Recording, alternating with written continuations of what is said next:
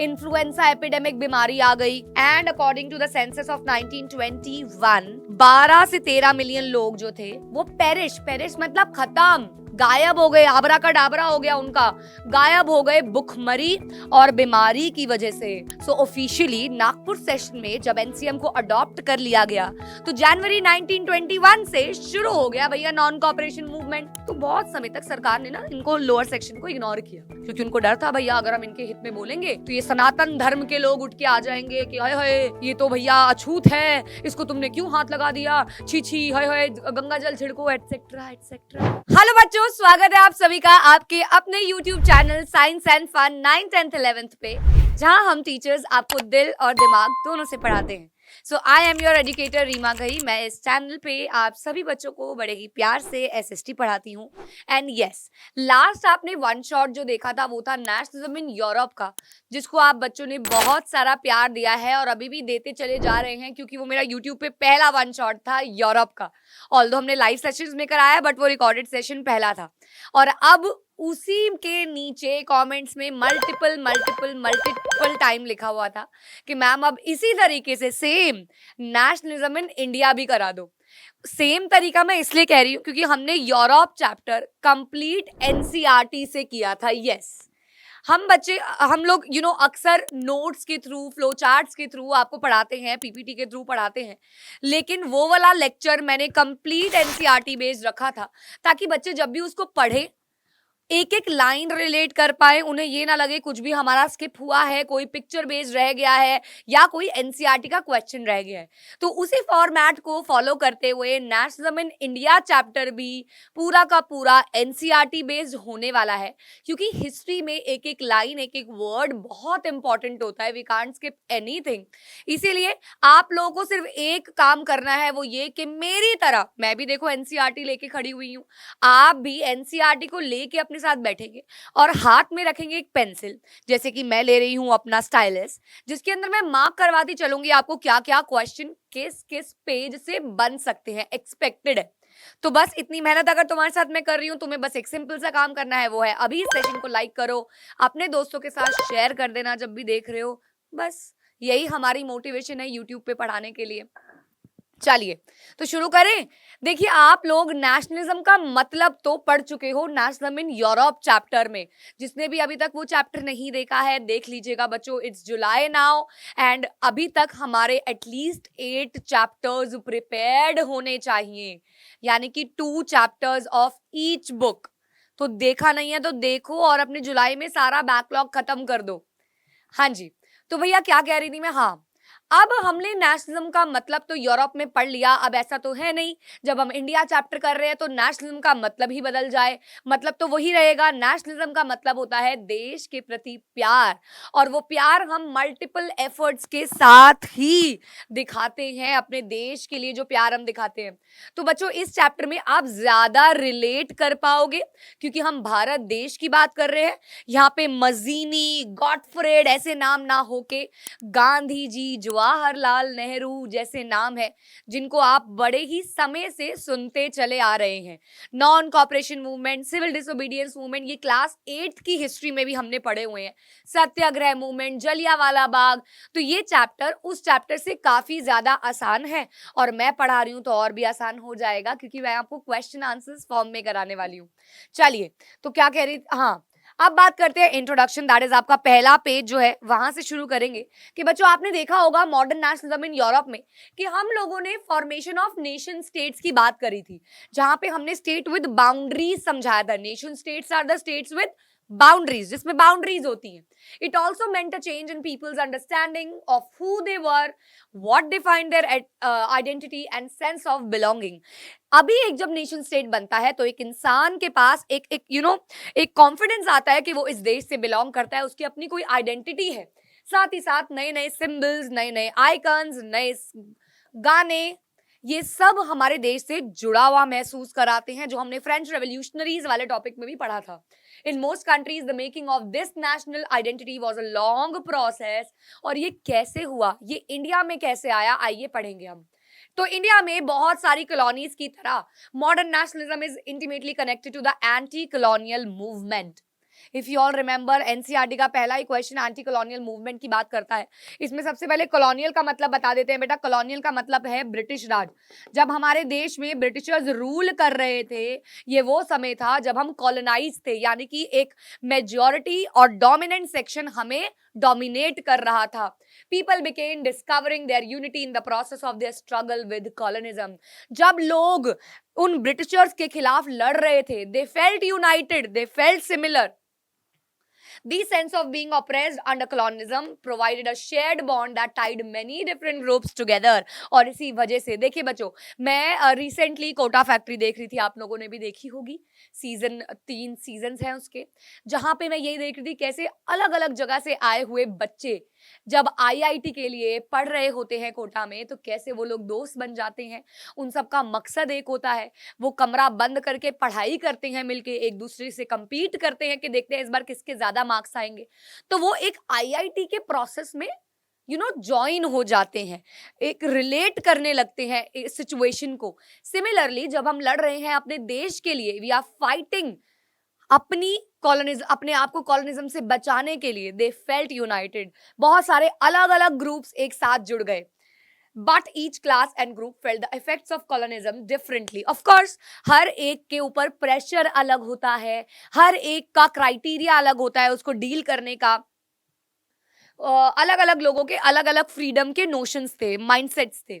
The Congress under Mahatma Gandhi try to force these groups together within one movement, लेकिन ये unity बिना conflict के तो आने वाली थी नहीं। एग्जैक्टली अगर जब एक घर में, मैंने यही बच्चे से अपने ऑफलाइन में पढ़ाते हुए ये सवाल पूछा, मैंने कहा एक सिंपल सा आंसर देना, तुम्हारे घर में कितने लोग हैं? उसने कहा 4 लोग हैं जी, मम्मी पापा भाई बहन हम लोग। मैंने कहा अच्छा। मैंने कहा कभी घर में लड़ाई हुई है? कहते बहुत बार। मैंने कहा आपस में भाई बहन की? कहती रोज ही होती है। जब एक घर में 4 लोगों की नहीं बन रही है, तो पूरे देश में करोड़ों लोग जिनकी अलग अलग माइंडसेट है, बिना कन्फ्लिक्ट के कैसे रह सकते हैं? तो कन्फ्लिक्ट अराइज होना is a normal and a common thing. So what is nationalism? Nationalism should govern itself, free from outside interference, कोई उस पर दबाव नहीं डालेगा। Ideology supporting political independence of a nation, सबका एक ही मकसद सही बोल रही हूँ ना, सबका एक ही गोल होता है बच्चों, वो है फ्रीडम। पैट्रियोटिज्म का मतलब क्या होता है? नेशनल फीलिंग, देश के प्रति प्यार। Again loyalty to one's country, अपने देश के लिए लॉयल रहना। ये एनसीईआरटी में नहीं है, ये मैंने लगाया है 4 बक्से। मैं अपनी अपनी कारस्तानियां बीच में दिखाती रहूंगी, जो मुझे लगेगा, जहां मुझे लगेगा। Okay, so in an earlier textbook, you have read about the growth of nationalism in India of the first decade of the 20th century. In this chapter, we will pick up the story from 1920s.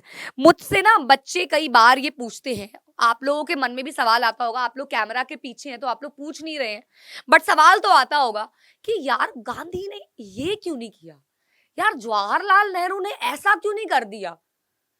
होता होगा ना, यार ये कर देते, यार वैसा कर देते, आपके मन में भी आता होगा। लेकिन बच्चों में सिंपल सी बात बता दूं, ये 15-20 पेज का चैप्टर आपको पूरी कहानी नहीं बता सकता है। You don't know what was happening in daily basis.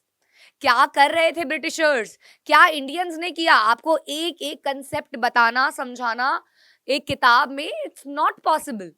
इतना ही आसान नहीं होता है। तो अब यहाँ पे हम इस चैप्टर में शुरुआत कर रहे हैं 1920 से, अप्रोक्सीमेटली 1919 पे भी जाएंगे, मूवमेंट 1917 की भी बताएंगे, लेकिन जनरली हम यहाँ नॉन कॉपरेशन मूवमेंट पढ़ेंगे, सिविल डिसोबीडियंस मूवमेंट पढ़ेंगे। ये दोनों बहुत इंपॉर्टेंट है। हम देखेंगे कि कैसे लोगों ने पार्टिसिपेशन दिखाया है इस चैप्टर में।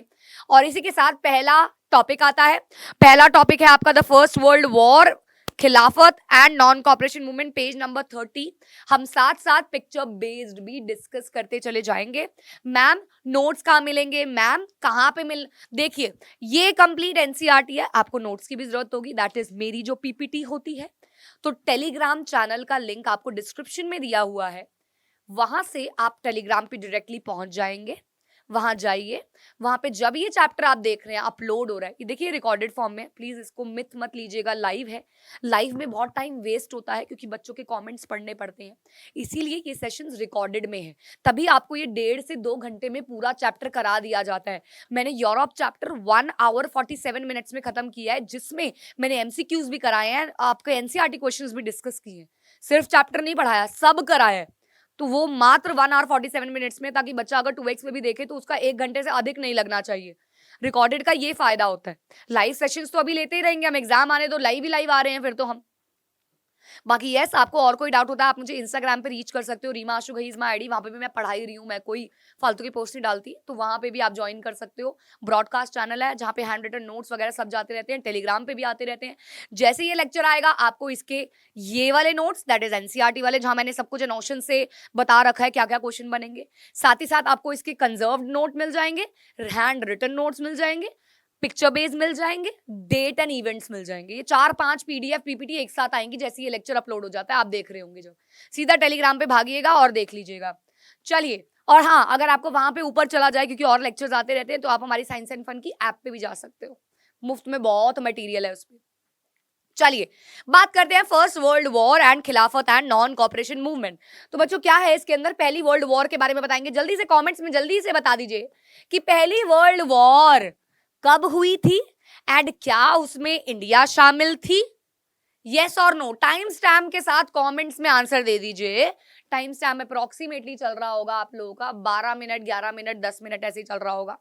तो बता दीजिए कि फर्स्ट वर्ल्ड वॉर कब से कब तक हुई थी और क्या उसमें इंडिया भागीदार था।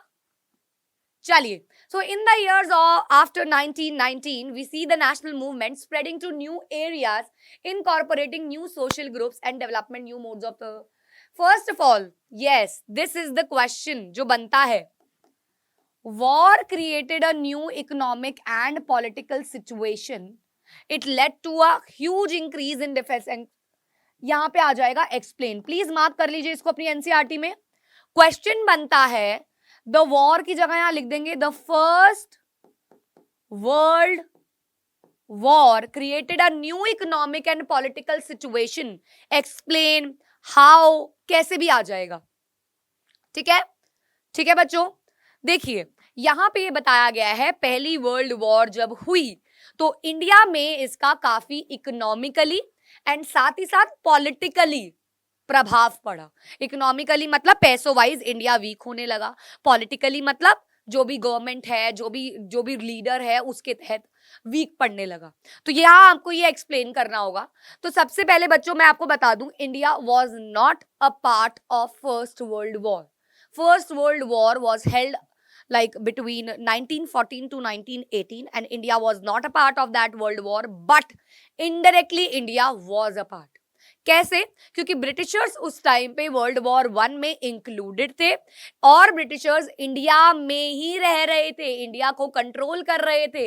इसी वजह से जितना भी पैसा खर्च हो रहा था, डिफेंस में जा रहा था, मेडिसिन में जा रहा था, खाने में जा रहा था, कपड़ों में जा रहा था, वो इंडिया का ही रिसोर्सेज को यूज कर रहे थे, जिसकी वजह से फर्स्ट वर्ल्ड वॉर का प्रभाव इंडिया में भारी मात्रा में देखा गया। सबसे पहले it led to huge increase in defence expenditure. तो सबसे पहला पॉइंट, डिफेंस एक्सपेंडिचर काफी बढ़ गया, वॉर लोन्स लेने पड़े, टैक्सेस बढ़ाए गए, कस्टम ड्यूटीज का मतलब क्या है, टैक्सेस ही होते हैं, इंपोर्ट्स पे लगते हैं जो, और इनकम टैक्स भी इंट्रोड्यूस कर दिया गया क्योंकि लोगों से इस टाइम पे पैसा कमाना था। अब सरकार के पास तो इनकम का सोर्स क्या है सरकार के पास, टैक्सेस ही तो है। अच्छा जी, through the war years prices double हो गए, कमोडिटीज के महंगे हो गए ताकि लोग कम यूज करें और सारा हम वॉर में भेजते रहें, leading to extreme hardship for the common people. Villagers were called upon to supply soldiers and the forced recruitment. Yes, क्या करने लगे बच्चों, जबरदस्ती लोगों को वॉर में घुसेड़ने लगे, सोल्जर्स बना बना के ले जाने लगे, जिसकी वजह से काफी ज्यादा गुस्सा भर गया लोगों में। देन इन 1918 एंड 1920-21 क्रॉप्स भी खराब हो गई और साथ ही साथ एक्यूट शॉर्टेजेस हो गए और साथ ही साथ इन्फ्लुएंजा एपिडेमिक बीमारी आ गई and according to the census of 1921 12 से 13 मिलियन लोग जो थे वो पेरिश मतलब खत्म, गायब हो गए, आबरा का डाबरा हो गया उनका, गायब हो गए भुखमरी और बीमारी की वजह से। तो ये सारे इकोनॉमिक इफेक्ट्स हैं बच्चों। सबसे पहला, डिफेंस एक्सपेंडिचर बढ़ गया, वॉर लोन्स लेने पड़े, टैक्सेस बढ़ा दिए गए, इनकम टैक्स इंट्रोड्यूस कर दिया गया, फोर्स रिक्रूटमेंट की गई लोगों की, and because of epidemic famine बहुत सारे लोगों की मृत्यु होने लगे। ठीक है बच्चों, चलिए people hope that their hardship would end after the war was over. उनको लगा चलो भाई अब तो 1918 आ गया, अब तो हमारा कल्याण हो जाएगा, अब हम बच जाएंगे। But that did not happen, लेकिन ऐसा तो हुआ ही नहीं। At this stage a new leader appeared and suggested a new mode of struggle, force recruitment, a process by which, ये तो आपकी डेफिनेशन है जो कॉर्नर में न्यू वर्ड्स में दी गई है बॉक्स में, यानी कि एक ऐसा प्रोसेस जिसमें लोगों को जबरदस्ती वॉर में ले जाया जाता था, आर्मी में इंक्लूड किया जाता था।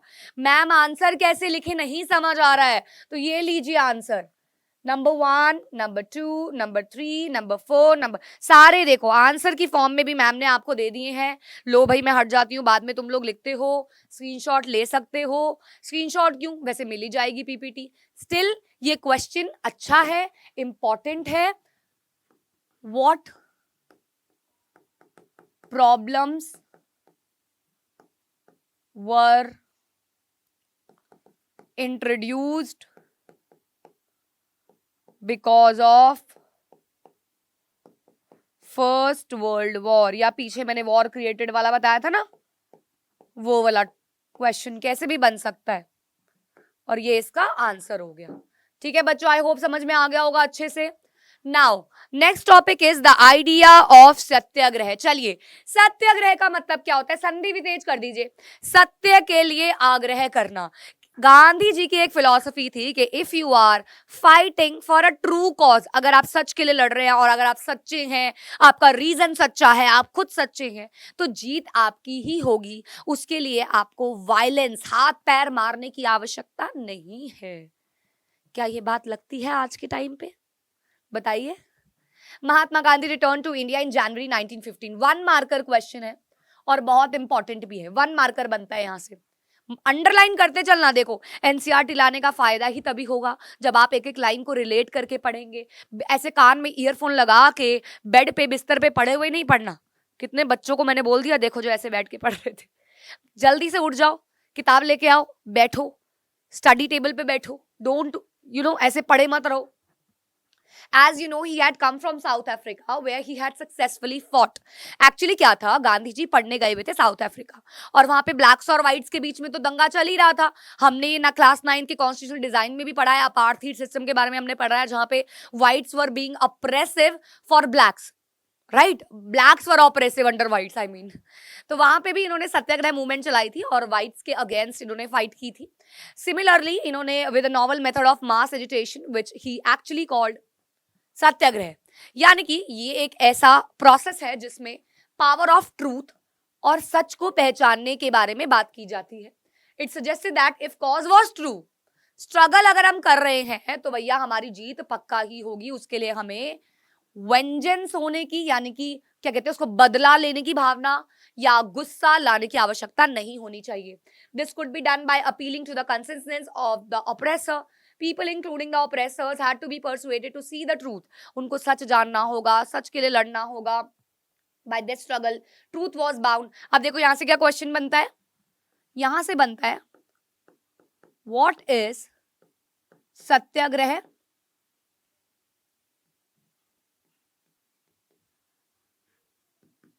Explain its movements. देखिए ये क्वेश्चन पीटी में तो आ सकता है, लेकिन बोर्ड्स में सत्याग्रह मूवमेंट्स मैप बेस्ड में आती है।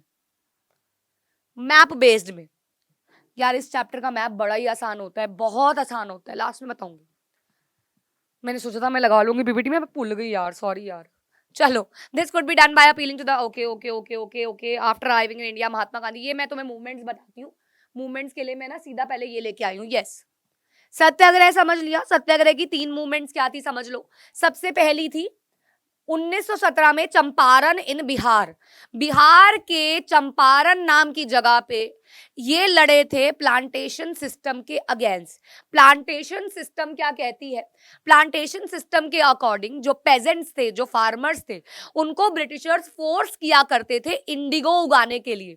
इंडिगो मतलब नील उगाने के लिए। तो वहां के फार्मर्स को लगता था अगर हम नील उगाएंगे तो हम भैया पल्सेस यानी कि दालें चावल कैसे उगा पाएंगे, इसीलिए उनको वो मना करते थे कि हम नहीं उगाएंगे, लेकिन उनको जबरदस्ती किया जाता था।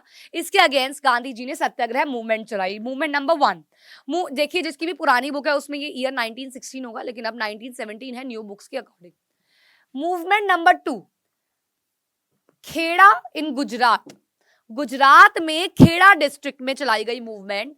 यहां पे मूवमेंट थी कि भैया फार्मर्स के ऊपर बहुत ज्यादा टैक्स लगाया जाता है, रेवेन्यू सिस्टम के अकॉर्डिंग उनसे बहुत ज्यादा चार्ज किया जाता है, उसके अगेंस्ट यहाँ पे मूवमेंट चलाई गई।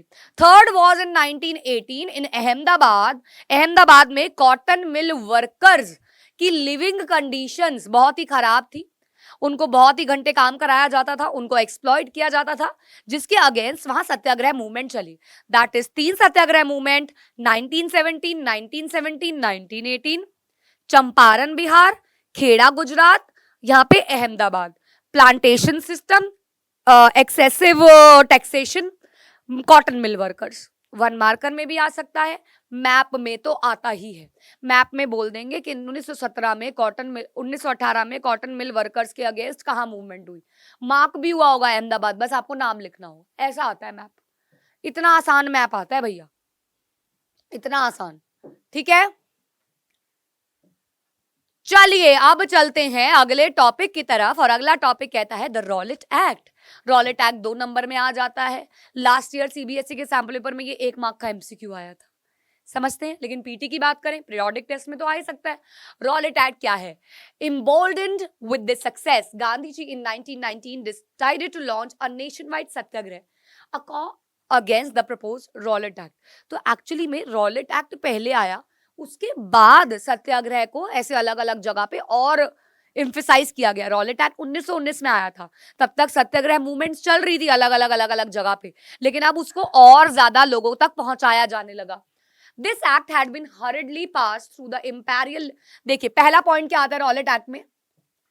पहली बात तो पहला आता है कि रॉलेट एक्ट 1919 में आया, इंपीरियल लेजिस्लेटिव काउंसिल्स के द्वारा ये लागू किया गया। सेकंड पॉइंट, इसमें बहुत सारी पावर्स दे दी गई ब्रिटिश सरकार को, ताकि वो जो इंडियन जो भी वो कर रहे हैं प्रोटेस्ट मूवमेंट्स, उनको सप्रेस कर सके, उनको दबाव डाल सके।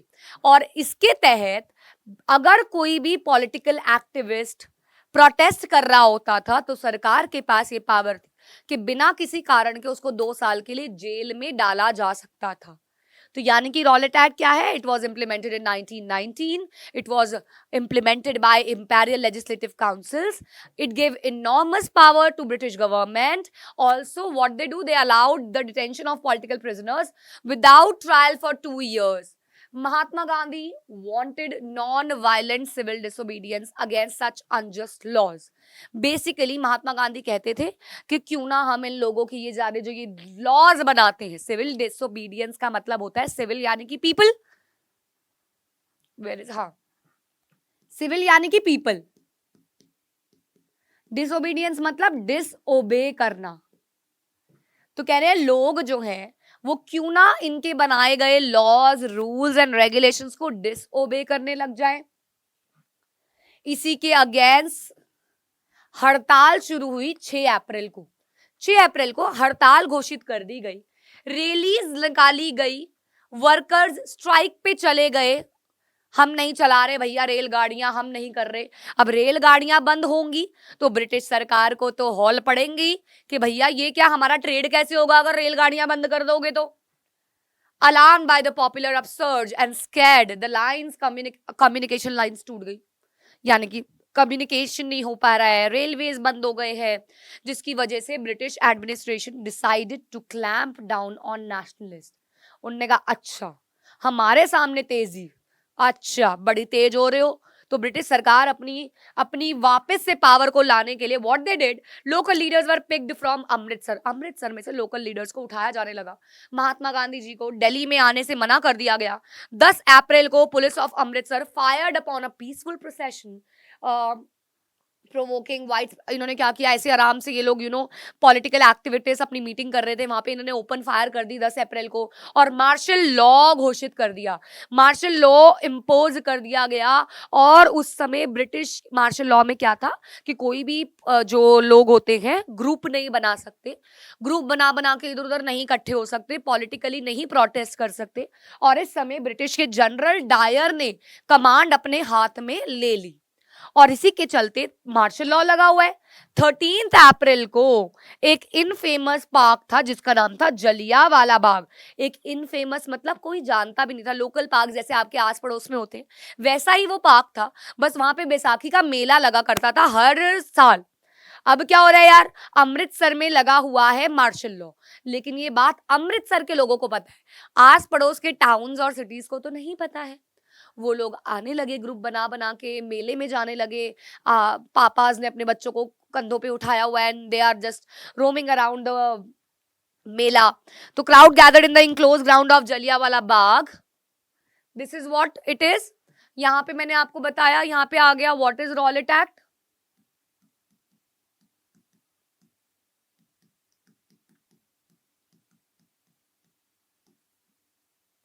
यहाँ पे आ गया डिस्क्राइब जलियांवाला बाग मैसेकर। ठीक है, तो यहाँ पे क्या हो गया 13 अप्रैल को। अब जलियांवाला बाग में आप लोग 6 अप्रैल से भी स्टार्ट कर सकते हो अगर वो 5 माह का है कि 6 अप्रैल को पहले हड़ताल हुई, 10 अप्रैल को पीसफुल प्रोसेशन में गोलियां चलाई गई, 13 अप्रैल को भैया एक क्या चल रहा है, एक मेला चल रहा है। Some came to protest against the government's new repressive measures. Other had come to attend the annual Baisakhi Mela. Being from outside, उनको नहीं पता था कि मार्शल लॉ लगा हुआ है। इसी वजह से डायर ने क्या किया, जनरल डायर ने exit points of that park बैर कर दिए, बंद कर दिए एंड ओपन फायर करना शुरू कर दिया जिसमें हंड्रेड्स ऑफ पीपल डाइड। बहुत सारे लोगों ने ब्रिटिश गोली से मरना पसंद किया और वहां पे एक कुआं है जिसके अंदर कूद के उन्होंने अपनी जान दे दी। आप में से कौन कौन अमृतसर गया है, वहां पे उन बुलेट मार्क्स को ऐसे सर्कल भी किया गया है जलियांवाला बाग में जो कुआं है। So to create in the mind, basically what they wanted to do, they wanted to show their fear। वापस से सत्याग्रही के मन में अपना डर डालना था ब्रिटिश सरकार को, जिसके लिए उन्होंने ऐसा किया। बेसिकली इसी वजह से उन्होंने ऐसा किया। Now as the news of Jallianwala Bagh spread, भैया लोगों में तो मतलब लोगों का मत्था घूम गया, लोगों का मत्था खराब हो गया। स्ट्रीट्स पे उतर आए बहुत सारे लोग। There were strikes, clashes, police attacks, government मतलब बेसिकली गवर्नमेंट बिल्डिंग्स पे अटैक कर रहे हैं, पुलिस के ऊपर अटैक कर रहे हैं। The government responded with brutal repression. और वहां से आगे से गवर्नमेंट भी चुप हो रही है, वो भी लोगों को टेरराइज कर रही है, डरा रही है। देखिए क्या कर रही है सरकार, सत्याग्रही को अपनी नाक रगड़वाई गई ग्राउंड पे, ऐसे ऐसे ऐसे ऐसे। साथ ही साथ उनको रास्तों पे क्रॉल करवाया गया और अब सलाम साहिब कहलवाया गया। पीपल वर फ्लॉर्ड एंड आपने वो देखी RRR मूवी देखी आप लोगों ने, उसमें देखा नहीं आपने, ब्रिटिश सरकार ऐसे आ रही होती है, ऐसे लीडर्स आ रहे होते हैं, वो पुलिस वाले आ रहे होते हैं, तो कैसे इंडियंस को बैठना पड़ता है, जो नहीं बैठता उसके घुटनों पे मारते हैं, वो बुढ़ा नहीं बैठता एक। तो ये देखो ना, ये लोग ऐसे अपना प्रभाव डालते थे। So around Gujranwala in Punjab, now in Pakistan, now that after division it is in Pakistan, were bombed. वहां पे भैया बॉम्बिंग की गई। यानी कि जलियांवाला बाग के बाद लोगों ने दिखाया अपना अग्रेशन, आगे से ब्रिटिश सरकार ने भी अपना एग्रेशन दिखाया। और देखिए महात्मा गांधी जी का कोर कंसेप्ट किसी भी मूवमेंट का क्या होता है, वायलेंस नहीं होना चाहिए, वायलेंस नहीं होना चाहिए, ये कोर कंसेप्ट होता है, जिसकी वजह से सत्याग्रह मूवमेंट चलाई गई थी। लेकिन उनको नजर आया कि वायलेंस फैल रहा है, जिसकी वजह से गांधी जी ने ये मूवमेंट कॉल्ड ऑफ कर दी। While the Rowlatt Satyagraha had been a widespread movement, it was still limited mostly to cities and towns. Mahatma Gandhi को लगा अब हमें एक ऐसी मूवमेंट लॉन्च करनी पड़ेगी जो थोड़ी बड़ी हो, थोड़ी ज्यादा फैली हुई हो।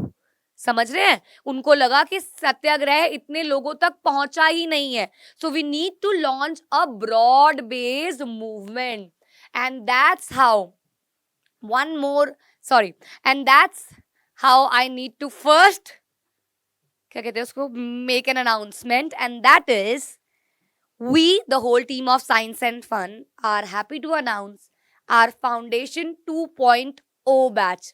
2.0 का मतलब होता है जिन भी बच्चों ने अभी तक कुछ पढ़ना शुरू नहीं किया, समर वेकेशंस तक का वेट कर रहे थे और सोच रहे थे अब तो हम जुलाई से पढ़ना शुरू करेंगे, तो अब जुलाई आ गया है बच्चों, और जुलाई अगर आ गया है तो हम लोगों ने एक नया बैच लॉन्च कर दिया है. इस बैच को खरीदना बहुत ही इकोनॉमिकल है और साथ ही साथ इसके अंदर आपको सब्जेक्ट्स मिलेंगे मैथ्स, साइंस, इंग्लिश, एसएसटी, चारों के चारों लाइव, कोई भी रिकॉर्डेड नहीं होगा, लाइव होगा. मंडे टू सैटरडे आपकी 2 घंटे की मिनिमम क्लासेस हुआ करेंगी. संडे को आपकी 3 से 4 घंटे की क्लासेस हुआ करेंगी किसी ना किसी सब्जेक्ट की, या टेस्ट होगा या असाइनमेंट होगा. एंड अमाउंट क्या होगा मैम? अमाउंट इज, ये लॉन्च अमाउंट है and this is just valid till 15th जुलाई.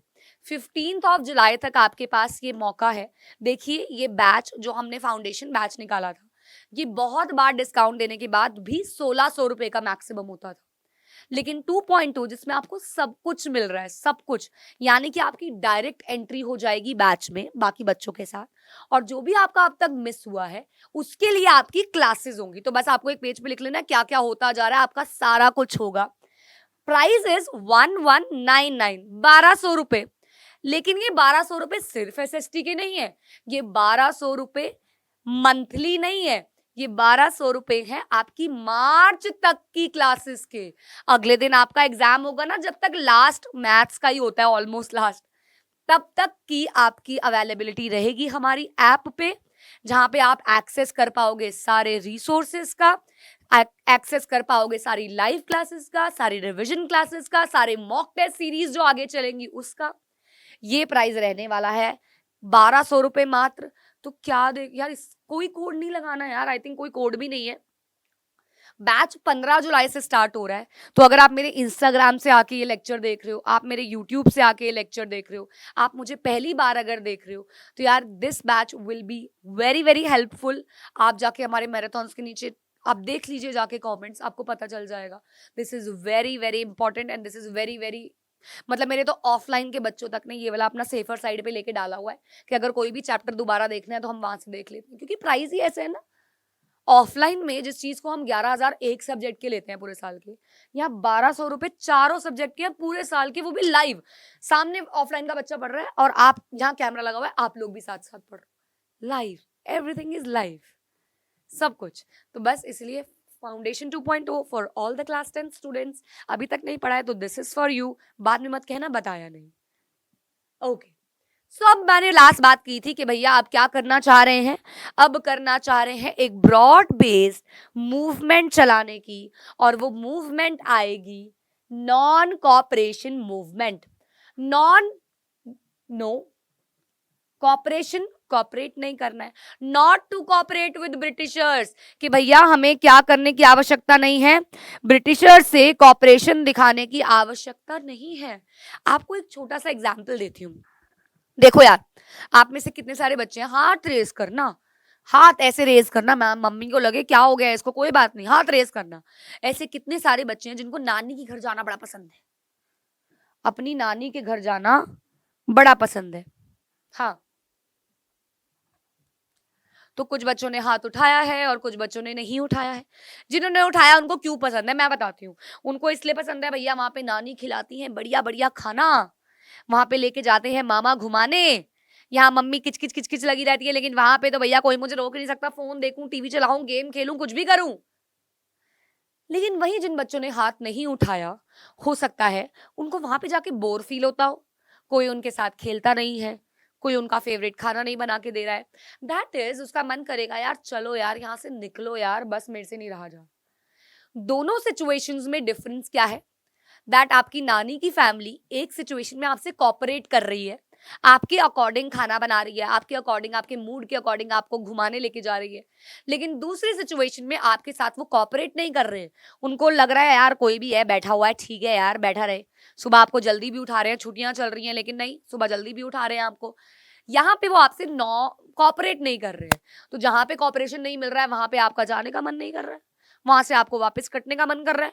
जब वापस जा रहे हो तो नानी हाथ में पैसे भी नहीं रख रही है, भैया जाते आते पैसे तो देंगी, आशीर्वाद होता है ये तो एक सिचुएशन में आपको पैसे भी मिल रहे हैं, लिफाफा मिल रहा है, और एक सिचुएशन में आपको पैसे भी नहीं मिल रहे, लिफाफा ही नहीं मिल रहा। अब क्या करें, क्या करें? चले जाएं, अब हम नहीं जाएंगे नानी के घर बोलेंगे। यही कंसेप्ट अपनाया गांधी जी ने। गांधी जी ने कहा ये जो ब्रिटिशर्स हमारे देश में ऐसे ऐसे हाथ फैला के, टांगे फैला के बैठे हुए हैं, it's because we are cooperating with them, we are wearing their clothes, we are going to the institutions जो वो लीड कर रहे हैं, हम लोग तो उनके अंडर काम कर रहे हैं, साहब साहब कहला रहे हैं, तभी तो वो हमारे देश में एकदम बढ़िया से रह रहे हैं। तो क्यों ना एक ऐसी मूवमेंट चलाई जाए जिसके अंदर हम लोग कॉपरेट नहीं करेंगे और जो ब्रिटिशर्स होंगे वो ऐसे दुम दबा के भाग जाएंगे। तो ये कंसेप्ट अपनाया। तो उन्होंने अपनी फेमस किताब, 1 मार्कर क्वेश्चन है बच्चों, अपनी फेमस किताब हिंद स्वराज में महात्मा गांधी जी ने कहा कि ब्रिटिश रूल जो इस्टेब्लिश है इंडिया में वो है बिकॉज हम लोग यहाँ पे कॉपरेशन दिखा रहे हैं, क्योंकि हम लोग उनको उनके साथ कॉपरेट कर रहे हैं। इंडिया, ब्रिटिश रूल इंडिया में ठप हो जाएगा अगर हम लोग स्वराज ले आएंगे, यानी कि सेल्फ रूल, स्वराज। ठीक है, एक मिनट, हाउ कुड नॉन, हाँ, so how could non-cooperation become a movement? Gandhi ji proposed the movement should unfold in stages. It should be, अब देखिए नॉन कॉपरेशन में क्या किया गया, what was NCM? NCM क्या है? NCM में सबसे पहली चीज क्या करना है, surrender of titles. If you are working under Britishers, उनके कोर्ट्स में काम कर रहे हो एज अ लॉयर, उनके स्कूल्स में पढ़ा रहे हो एज अ टीचर, प्रोफेसर, छोड़ दो, ठीक है, छोड़ दो। सेकेंड इज सारी बॉयकॉट कर दो उनकी civil services, army, police, courts and legislative council, schools, foreign goods, सब बॉयकॉट कर दो। इसके बाद then in case the government use repression, a full CDM campaign would be launched through the summer of 1920. ये कौन है, महात्मा गांधी एंड शौकत अली। महात्मा गांधी को तो आप लोग जानते ही हैं। शौकत अली है मुस्लिम लीग के लीडर, यानी कि मुस्लिम्स के ग्रुप्स के लीडर, ठीक है। अब क्या हुआ है इसके बाद, यार ये ऑर्डर देख रही हूँ बस मैं एक बार, हाँ। Many within the Congress were, however, concerned about the proposals. They were reluctant to boycott the council elections scheduled for November 1920. तो यार बहुत सारे लोगों ने क्या कहा, बहुत सारे लोगों ने इस नॉन कॉपरेशन मूवमेंट में कहा कि हम लोग इलेक्शंस में भी पार्टिसिपेट नहीं करेंगे, क्योंकि क्या फायदा है इलेक्शंस में पार्टिसिपेशन से, ब्रिटिश गवर्नमेंट ही तो आएगी, तो हम लोग क्यों पार्टिसिपेट करें। लेकिन लेकिन लेकिन they feared that the movement might lead to popular violence. In the months between September and December, there was an intense tussle within the Congress. For a while, there seemed no meeting point between the supporters and the opponents of the movement. Finally, at the Congress session at Nagpur हाँ, अब क्या हो रहा है बच्चों, अभी non cooperation movement officially लागू नहीं हुई है, अभी तक कंसेप्ट्स बोले गए हैं कि क्या क्या नॉन कॉपरेशन मूवमेंट में करना है। सो सबसे पहले तो सितंबर में एक मीटिंग हुई जिसके तहत बोला गया ठीक है हम लोग क्या करेंगे, नॉन कॉपरेशन मूवमेंट का कंसेप्ट लेके आएंगे। उसको अडॉप्ट कब किया गया, दिसंबर में नागपुर के सेशन में 1920 में, कि ठीक है हम नॉन कॉपरेशन मूवमेंट को अब लागू कर देंगे। तो यानी कि दो चीजें हैं बच्चों, दो चीजें हैं। एक हो गया कब डिस्कशन किया गया, सितंबर में कैलकाटा सेशन में, कब अडॉप्ट किया गया, दिसंबर में नागपुर सेशन में। ये मैप पे मार्क करना आ सकता है, एमसीक्यू में आ सकता है और कंफ्यूज कर सकता है आप लोगों को। अच्छा जी, how did the movement unfold, who participated in it, how did different social groups कर। अब भैया नॉन कॉपरेशन मूवमेंट आया है, अलग अलग तरीके के लोग हैं, अलग अलग लोगों की सोच है, अलग अलग लोग इसको चलाएंगे, अलग अलग लोग इसको अडॉप्ट करेंगे। ये कैसे पॉसिबल है, ये कैसे किया जाएगा? तो इसी के लिए अगला टॉपिक आता है और वो है differing strands with in the movement. Differing strands का मतलब क्या होता है? स्ट्रैंड्स जैसे बाल, अलग अलग हिस्से, यानी कि जैसे कि प्लांट्स की अलग अलग रूट्स, तो वैसे ही नॉन कॉपरेशन मूवमेंट को अलग अलग सेक्शन ऑफ सोसाइटी ने कैसे लिया। और वो सेक्शन ऑफ सोसाइटी है, टाउन्स है, कंट्री साइड बेसिकली विलेजेस हो गए, पेजेंट्स ने कैसे लिया, ट्राइबल पीपल ने कैसे लिया, प्लांटेशन वर्कर ने इस चीज को कैसे लिया। तो अलग अलग लोगों ने अलग अलग तरीके से नॉन कॉपरेशन मूवमेंट को समझा। तो आइए देखते हैं एनसीईआरटी के तहत द नॉन कॉपरेशन खिलाफत movement began in January 1921. So officially Nagpur session में जब एनसीएम को अडॉप्ट कर लिया गया तो जनवरी 1921 से शुरू हो गया भैया non cooperation movement. Various social groups participated in this movement. हर एक ने अपनी अपनी एक एस्पिरेशन थी, अपनी अपनी एक चाह थी। All of them responded to the call of swaraj. Call of swaraj मतलब कि भैया आ जाए सेल्फ रूल, इसके लिए इन लोगों ने स्टार्ट किया नॉन कॉपरेशन मूवमेंट। लेकिन प्रॉब्लम आई एक पर्टिकुलर जगह पे, वो ये थी कि स्वराज यानी कि सेल्फ रूल का मतलब अलग अलग ग्रुप्स ने अलग अलग समझ लिया। ट्राइबल्स के लिए स्वराज वाज डिफरेंट, पेजेंट्स के लिए स्वराज वाज डिफरेंट। उसके बाद कौन थे, सॉरी हाँ, विलेजेस के लिए अलग था, पेजेंट्स के लिए अलग था। तो भैया जो जो ग्रुप्स है मतलब अलग अलग था उनके लिए नॉन कॉपरेशन मूवमेंट। सबसे पहले बात करेंगे movement in the towns. Towns में कैसे इस नॉन कॉपरेशन मूवमेंट को इंप्लीमेंट किया गया, क्यों ये नहीं चली या क्यों चली, आइए देखते हैं। सबसे पहले स्टार्ट किया गया इसको with middle class participation. Cities में मिडिल क्लास के लोगों ने इसमें पार्टिसिपेशन करना शुरू किया। बहुत सारे स्टूडेंट्स ने गवर्नमेंट कंट्रोल इंस्टीट्यूशंस को छोड़ दिया, यानी कि स्कूल्स और कॉलेजेस लीव कर दिए। टीचर्स ने भी रिजाइन कर दिया, ब्रिटिशर्स के अंडर जो थे। यही तो बात की गई थी एनसीएम में, क्या क्या किया जाएगा, प्रपोजल्स में तो यही था। फिर आए लॉयर्स ने भी भैया अपनी लीगल प्रैक्टिसेस छोड़ दी ब्रिटिशर्स के अंदर, एंड इन्होंने काउंसिल इलेक्शंस को भी बॉयकॉट किया। लेकिन काउंसिल इलेक्शंस बॉयकॉट नहीं किए गए bye Madras.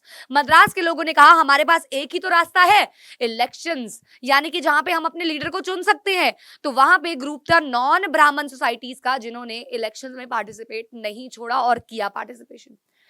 Now, according to those efforts, what happened? The import of foreign cloth halved. भैया अब हमने बॉयकॉट कर दिया है अगर फॉरेन क्लोथ को भी। बेसिकली यहाँ पे आपको पता है क्या क्या किया गया, फॉरेन क्लोथ्स को भी जलाया गया बॉनफायर्स में। जैसे लोहड़ी की आग होती है ना, तो भैया उसको जलाया गया कपड़ों को। तो कपड़ों का इंपोर्ट जो था 1921 से 22 में आधा हो गया, 102 करोड़ से मात्र 57 करोड़ रह गया। बहुत सारे मर्चेंट्स, ट्रेडर्स ने तो भैया रिफ्यूज कर दिया, हम लोग फॉरेन गुड्स में ट्रेड नहीं करेंगे। As the boycott movement spread and people began discarding imported clothes and wearing only Indian ones, production of Indian textile mills and handlooms went up. लेकिन देखिए बच्चों, जहां पे हम लोगों ने इनको बॉयकॉट किया वहीं इंडिया का फायदा भी हुआ। इंडिया के मर्चेंट्स, ट्रेडर्स अब ज्यादा कमाने लगे, उनकी हैंडलूम्स चल पड़ी। लेकिन बच्चों ये मूवमेंट, क्वेश्चन भी आता है, स्लो डाउन क्यों हुई? Why NCM slowed down in towns? देखो बच्चों, अभी मैंने आपको बताया कि फॉरेन गुड्स को लेना बंद कर दिया तो क्या पहनना पड़ेगा, खादी, इंडिया की खादी। अब khadi was a handmade material. Handmade material तो मशीन मेड से सस्ता नहीं होता बल्कि महंगा होता है। तो खादी वॉज एक्सपेंसिव, महंगी थी, जहां पे हम लोग अफोर्ड नहीं कर पा रहे थे। दूसरी चीज ऑफ कोर्स अफोर्ड ना कर पाना। सो भैया और क्या हुआ, हमने ब्रिटिशर गुड्स को, सॉरी इंस्टीट्यूशंस को बॉयकॉट तो कर दिया, लेकिन क्या उसके सब्स्टिट्यूट में इंडियन इंस्टीट्यूशंस थे? यानी कि मैं बीइंग अ किड स्कूल जाना छोड़ देती हूँ, लेकिन क्या कोई इंडियन स्कूल है जहां मैं जाऊं? मैं अपनी पढ़ाई छोड़ दूं क्या? अच्छा, लॉयर्स ने लीगल प्रैक्टिसेस छोड़ दी, वो कमाएंगे कहां से, पेट कहां से भरेंगे? खादी कहां से खरीदेंगे? For the movement to be successful, alternative Indian institutions had to be set up in place of British ones. लेकिन ऐसा नहीं हो रहा था, तो भैया क्या हुआ, टीचर्स और स्टूडेंट्स वापस से जाने लगे अपने इंस्टीट्यूशंस में, लॉयर्स ने गवर्नमेंट कोर्ट्स ही ज्वाइन कर लिए, यानी कि नॉन कॉपरेशन मूवमेंट का कंसेप्ट नहीं चला। अब बात करते हैं second area was country side. अब कंट्री साइड में क्या हो रहा है भैया? कंट्री साइड मैंने आपको बताया विलेज एरिया। अब विलेज एरिया में क्या हो रहा है? यहाँ पे भी अलग अलग तरीके से ये मूवमेंट अनफोल्ड हुई। peasants and tribals which were developing in different parts of India years after the war. Now peasants community थी, tribals लोग थे जो वहां के रहने वाले natives होते हैं। अवध में देखो, इसमें ना 3 केसेस बताए जाएंगे। अवध का केस होगा, आंध्र प्रदेश का केस होगा और असम का केस होगा, ठीक है। Case number 1, Awadh. अवध में पेजेंट्स का ग्रुप था जो लीड किया जा रहा था बाय बाबा रामचंद्र, जो कि एक सन्यासी लीडर थे और वो एक फिजी में लेबर भी थे, यानी कि माइग्रेट करके वहां पे काम धंधा करते थे पहले फिजी में, फिजी नाम की जगह में। The movement here was against taluqdars and landlords, जो एक्चुअल में डिमांड करते थे पेजेंट से बहुत ज्यादा रेंट और सेस का मतलब होता है टैक्स। सो बेसिकली अवध में पेजेंट से काफी ज्यादा रेंट्स और टैक्सेस लिए जाते थे, जिसकी अगेंस्ट में बाबा रामचंद्र जी ने ये कंसेप्ट लेके आया, यानी कि नॉन कॉपरेशन मूवमेंट चलाई। अवध ये तो हो गया आपका, ये उसमें दे दिया मैंने आपको फ्लो चार्ट में। बाय अक्टूबर अभी क्या हो रहा है? पेजेंट्स के लिए यार कुछ तो करना पड़ेगा। मैंने आपको बताया कि नॉन कॉपरेशन मूवमेंट के अंदर जो स्वराज का मतलब था वो अलग अलग लोग अलग अलग समझ रहे हैं। अब यहाँ पे पेजेंट्स क्या समझ रहे हैं कि हम लोगों को अब रेंट्स नहीं देने पड़ेंगे, हम लोगों को अब टैक्सेस नहीं देने पड़ेंगे। उनका मतलब स्वराज का ये है कि सेल्फ रूल आ जाएगा, यानी कि हमें ब्रिटिशर्स के अंडर अब रेंट्स और टैक्सेस नहीं देने हैं। और इसीलिए अक्टूबर में औध किसान सभा सेट की गई। 1 मार्कर क्वेश्चन है, हेडेड बाय जवाहरलाल नेहरू, बाबा रामचंद्र और कुछ और लीडर्स, जिसके अंदर 300 ब्रांचेस सेट की गई across the country side. Also ये बनाई गई फार्मर्स पेजेंट्स की ग्रीवियंसेस, यानी कि शिकायतों को देखने के लिए और उनके ऊपर लगाए गए रूल्स एंड रेगुलेशंस इंप्लीमेंट करने के लिए। So the Congress was to integrate the Awadh peasant struggle into the wider struggle. So the peasant movement, however, developed in the forms that Congress leadership was unhappy with. वो लोग खुश नहीं थे। खुश क्यों नहीं थे बेटा? कांग्रेस के लीडर्स वर एक्चुअली स्कैर्ड कि यार ये पेजेंट्स अगर रेंट्स और टैक्सेस देना बंद कर देंगे तो सरकार की इनकम कहां से होगी। Now the house of taluqdars and merchants were, अब इसमें क्या हुआ? आफ्टर इफेक्ट्स क्या हुए उसके? देखो, पेजेंट्स पहली बात तो क्या कर रहे हैं, क्या डिमांड कर रहे हैं, और डिमांड करने के बाद अगर उनकी डिमांड्स मानी नहीं जा रही हैं, अब वो कैसा रिएक्ट कर रहे हैं? तो व्हाट दे रिएक्टेड, तालुकदार्स और मर्चेंट्स को अटैक किया गया। उन्होंने जो भी ग्रेनरीज वगैरह होल्ड करके रखी हुई थी उसको लूटा गया। In many places local leaders told peasants that Gandhi ji ने डिक्लेयर कर दिया है कि अब तो टैक्सेस नहीं देने, अब रेंट नहीं देने हैं। Was to be redistributed among the poor. The name of Mahatma Gandhi was being evoked. हर जगह यही बोला जा रहा था, महात्मा गांधी जी ने बोला अब रेंट नहीं देने, महात्मा गांधी जी ने बोला अब टैक्स नहीं देना। क्यों? क्योंकि स्वराज की डेफिनेशन किसी को पता ही नहीं है, हर कोई अपना मतलब निकाल रहा है। मैंने आपको इन शॉर्ट बता दिया, ये एनसीईआरटी की एक एक लाइन बहुत ड्रैग करती है। इन शॉर्ट मैंने आपको बता दिया है, पेजेंट्स डिमांड कर रहे हैं टैक्स और रेंट से छुटकारा, और उनको लग रहा है स्वराज का मतलब क्या है, हमारा रूल, तो हमारा रूल के अंडर क्या करेंगे, हम रेंट और टैक्सेस नहीं देंगे। अब इसी के चलते आया सेकंड केस, ट्राइबल पेजेंट्स। अब ट्राइबल पेजेंट्स क्या कर रहे हैं भैया? आंध्र प्रदेश में गुडेम हिल्स नाम की जगह है, जहां पे अगर आपको याद हो, यहां पे इतना ज्यादा मेंशन नहीं है, मैं आपको कहानी बता देती हूँ कि फॉरेस्ट लॉज लगाए गए थे ब्रिटिशर्स के द्वारा। फॉरेस्ट लॉज क्या कहते हैं? फॉरेस्ट लॉज क्या कहते हैं कि जो पर्टिकुलर एरिया है वो रिजर्व्ड है, वो प्रोटेक्टेड है, यानी कि उसके अंदर ये ट्राइबल लोग जाके लाइवलीहुड के लिए वुड इकट्ठा नहीं कर सकते हैं, मेडिसिन इकट्ठी नहीं कर सकते हैं, कुछ भी नहीं कर सकते हैं। ऐसा ही था, रिजर्व, प्रोटेक्टेड एंड अनक्लास फॉरेस्ट थे।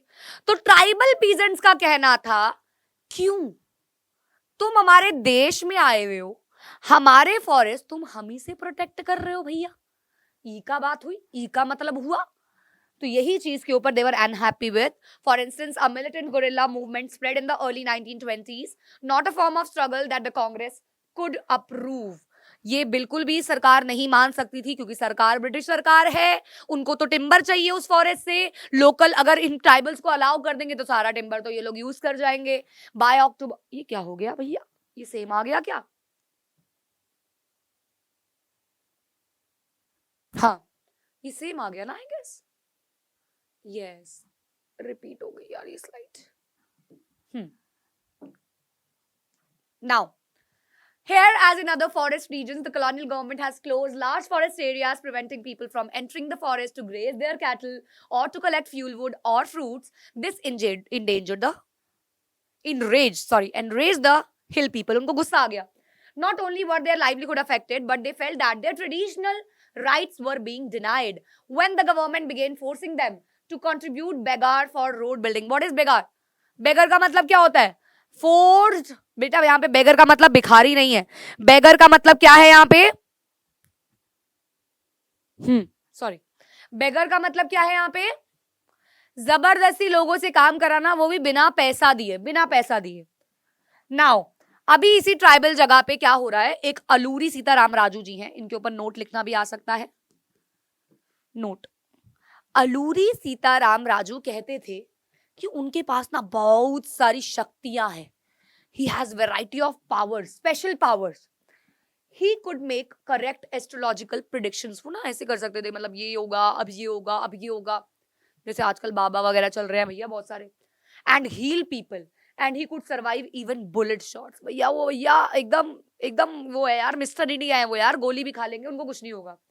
Captivated by Raju, the rebels proclaimed that he was incarnation of God. वो भगवान के अवतार हैं, लोगों ने मान लिया। Raju talked of the greatness of Mahatma Gandhi. वो महात्मा गांधी की बातें अक्सर किया करते थे।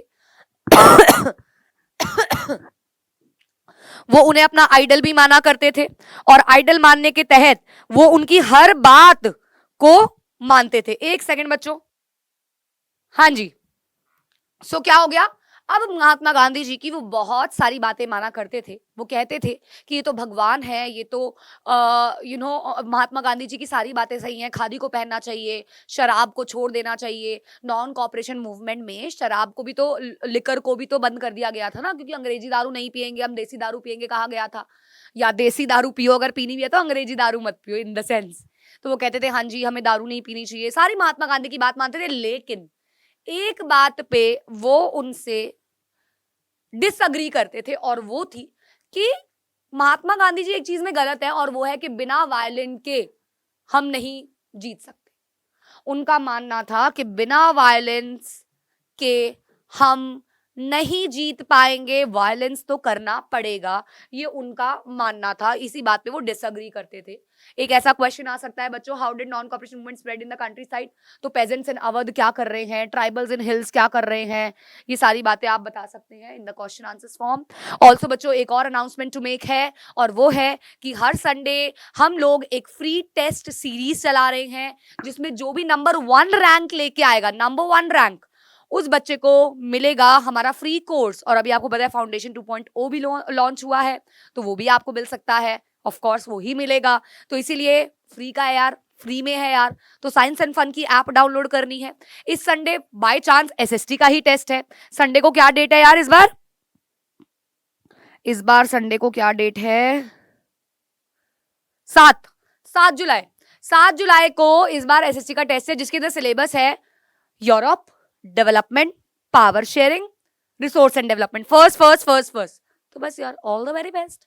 इसके लिए आपको बहुत बहुत शुभकामनाएं। तो ये आप अटेम्प्ट कीजिए, और साथ ही साथ मुफ्त में बैच ले जाइए। ये साइंस टेस्ट नहीं है, अब एसएसटी टेस्ट है। SST test on 7 July. Sorry, मैंने लास्ट टाइम वाली स्लाइड लगा दी। Okay, now Swaraj in plantation. अब आया तीसरा केस, ठीक है, तीसरा केस आया अब आपका, केस नंबर 3। तो आपने पढ़ा पेजेंट्स वाला, पेजेंट्स वाले में बाबा रामचंद्र आ गए। फिर आपने पढ़ा ट्राइबल्स वाला, ट्राइबल्स में अलूरी सीताराम राजू आ गए। अब आ गया थर्ड केस, असम वाला। असम में क्या आ गया भैया? अब असम में प्लांटेशन बहुत लार्ज स्केल पे होती है, बड़े बड़े टी के चाय के बगान होते हैं, कॉफी के बगान होते हैं, जहां पे जो वर्कर्स होते हैं वो बॉन्डेड होते हैं. Those workers were not allowed to leave their tea gardens, their coffee gardens and move to their home town. उनको अलाउड नहीं होता. बच्चा पैदा हो, माँ मर जाए, कोई फेस्टिवल हो, होली दिवाली, फसल कटनी हो, उनको अलाउंस नहीं होती थी जाने की अपना अपना बगान छोड़ के. So workers too had their own understanding of Mahatma Gandhi and the notion of Swaraj. For plantation workers in Assam, freedom meant the right to move freely in and out of the confined space. अच्छा, ये inland immigration of act of 1859 के तहत होता है कि उनको allowance नहीं होती. They were not permitted to leave the tea gardens. वो लोग नहीं जा सकते हैं. इनफैक्ट उनको तो पता भी नहीं था कि भैया, अब उन्होंने भी क्या समझा स्वराज का मतलब, कि हम लोग कहीं पे भी जाएं. जैसे उनने एनसीएम के बारे में सुना, बहुत सारे वर्कर्स अपनी अथॉरिटीज को छोड़ के निकल पड़े अपने घर में. उनको था भैया गांधी राज आ रहा है, अपने गांव भागते हैं, क्योंकि वहां पे लैंड रीडिस्ट्रीब्यूशन होगी, जमीनें बटेंगी. So they believed that Gandhi Raj was coming and everyone would be given land in their own villages. They, however, never reached the destination because जब वो लोग जा रहे थे, रास्ते में चल रही थी स्ट्राइक्स, मतलब हड़ताल चल रही थी, एंड उनको पकड़ लिया गया बाय द पुलिस. और भैया खूब डंडे मारे गए, सूजे हुए डंडे के साथ, सूजे हुए बम के साथ वो लोग वापस अपने फील्ड्स पे निकल पड़े, क्योंकि उनको नहीं पता था स्वराज का मतलब. उन्होंने अपनी प्लांटेशन फील्ड में अपना ही स्वराज का मतलब निकाल लिया था. ठीक है बच्चों, ये हो गया आपका swaraj in plantation. The visions of these movements were not defined by the Congress programme. They interpreted the term swaraj in their own ways, imagining it to be the time when all suffering and all troubles would be over. Yet when the tribal chanted Gandhi's name and raised slogans demanding Swatantra Bharat, they were also emotionally relating to all India agitation. When they acted in the name of Mahatma Gandhi or linked their movement to that of the Congress, they were identifying with the movement which went beyond the limits of their immediate locality. So basically, हर एक section, peasants, tribals, again peasants, plantation workers, everybody, everybody expressed what they actually need. Everybody expressed by taking the name of Mahatma Gandhi. Actually they felt like कि कोई तो है यार जो हमारे लिए लड़ेगा और लड़ रहा है. तो that's why they just thought Swaraj is like our Raj, and हम लोग का जो भी प्रॉब्लम्स हैं वो इस मूवमेंट के तहत सॉल्व हो जाएंगी. बट अनफॉर्चुनेटली वो मूवमेंट के तहत सॉल्व नहीं हुई. कांग्रेस ने किसी भी सेक्शन की डिमांड को नहीं सुना, नहीं माना, जिसकी वजह से स्टार्ट करते हैं हमारा third topic, and that is towards civil disobedience movement. इससे पहले एक बार बच्चों पीछे आ जाइए, तो आप लोग देख पाएंगे 30 पेज नंबर पे यहाँ पे साउथ अफ्रीका का मार्च दिखाया गया है फर्स्ट पिक्चर बेस में. इसके बाद आपको 32 पेज नंबर पे ये वाली फोटो कई बार बेटा एग्जाम में आ जाती है, जहां पे जनरल डायर बेसिकली अपने ऑर्डर्स दिए हुए हैं और मार्शल लॉ इम्पोज हुआ है गली में. देन नेक्स्ट आपका आ गया जहां पे फॉरेन क्लोथ को बॉयकॉट किया जा रहा है और खादी बनाई जा रही है फिगर नंबर 4 पे. देन आपकी फिगर नंबर इसके बाद स्वराज की आ गई 37. Figure number 5 Chauri Chaura movement. Chauri Chaura एक पीसफुल डिमॉन्स्ट्रेशन थी जो एक बहुत ही क्लैश में बदल गई, यानी कि लड़ाई में बदल गई, एंड महात्मा गांधी जी को नॉन कॉपरेशन मूवमेंट वापस लेनी पड़ी because of this movement, Chauri Chaura movement. ये 1 मार्कर भी आ सकता है. एक और चीज मुझे आप लोगों से डिस्कस करनी थी. पेज नंबर 35 पे there is a box in purple colour, in which Bardoli Satyagraha के बारे में बताया गया है. वो मैं आपको बता देती हूँ. मैंने ऑल्दो बोला था पीपीटी में कि मुझे हर बॉक्स चाहिए, स्टिल दे स्किप्ड. कोई बात नहीं, मैं इसलिए एनसीईआरटी लेके खड़ी होती हूँ यार, कि अगर वो लोग भूल जाएं तो, मतलब मैंने बल्कि चेक भी की पूरी पीपीटी, पर मैं पिक्चर्स और ये देखा नहीं मैंने, मेरे से गलती हो गई, तभी मैं बुक लेके खड़ी हो गई भैया. तो भैया 1928 में Vallabh bhai Patel led the peasant movement in Bardoli. तो क्वेश्चन आ जाता है कि बरदौली मूवमेंट कब हुई? सत्याग्रह मूवमेंट 1928 में हुई. बरदौली मूवमेंट लीड की गई वल्लभ भाई पटेल के द्वारा. a taluka in Gujarat against enhancement of land revenue. So this movement was against high land revenues, high land rents. Known as the Bardoli Satyagraha, this movement was a success under the able leadership of Vallabhbhai Patel. The struggle was widely publicized and generated immense sympathy in many parts of India. So basically, Bardoli Satyagraha इसका नाम दिया गया 1928 में वल्लभ भाई पटेल के द्वारा चलाई गई और काफी सक्सेसफुल मूवमेंट थी against high land revenues. Okay, now let's move toward the third topic, that is towards civil disobedience movement. यानी कि नॉन कॉपरेशन मूवमेंट का सिक्का नहीं चला, इसीलिए अब बात करेंगे हम सिविल डिसोबीडियंस मूवमेंट की. Ma'am, what is the basic difference between NCM and CDM? NCM is not to cooperate with Britishers. CDM is to disobey the rules and regulations, the legal rules and regulations made by the Britishers. उनको नहीं मानना है. वहां पे normal आप non cooperate कर रहे हो, मतलब कॉपरेट नहीं कर रहे हो, उनके गुड्स जला रहे हो, उनकी शराबें नहीं पी रहे हो, उनके ब्रिटिश इंस्टीट्यूशंस छोड़ रहे हो. सीडीएम में उनके लॉज ही नहीं मानने, उनके रूल्स ही नहीं सुनने. समझ रहे हैं आप? उनकी बातें ही नहीं सुननी.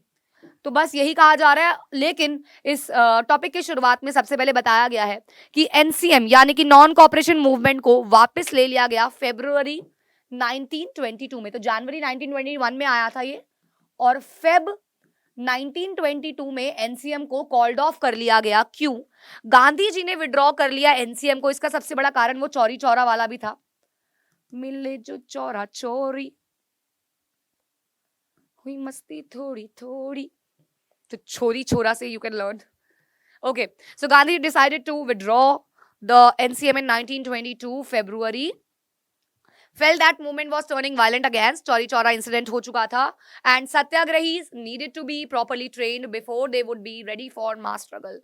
So they thought कि सत्याग्रह का मतलब अलग समझा जा रहा है, स्वराज का मतलब अलग समझा जा रहा है. हर एक सेक्शन में लड़ाइयां हो रही है. गुदेम हिल्स ऑफ आंध्र प्रदेश में भी गोलियां चली, वहां पे भी अलूरी सीताराम जी की डेथ हो गई. मैंने ही बताया आप लोगों को.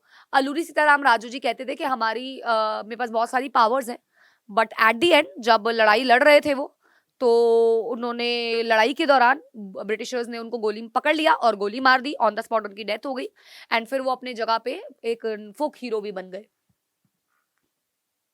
मैं कहीं पे भी देखो ना यार, मैं कहीं पे भी फ्लो चार्ट लगाती हूँ तो कुछ ना कुछ एनसीईआरटी का मिस हो जाता है. तभी मेरे को मतलब एनसीईआरटी मतलब कंप्लीट एनसीईआरटी होनी चाहिए, फिर तो ऐसा होना चाहिए. चलिए, तो यही बात लिखी हुई है कि भैया हटा दिया गया according to government of India act 1919.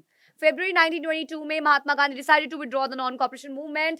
He felt that the movement was turning violent in many places. Satyagrahi need to be properly trained before they would be ready for the mass struggles within the Congress. Some leaders were by now tired of mass struggles and wanted to participate in elections.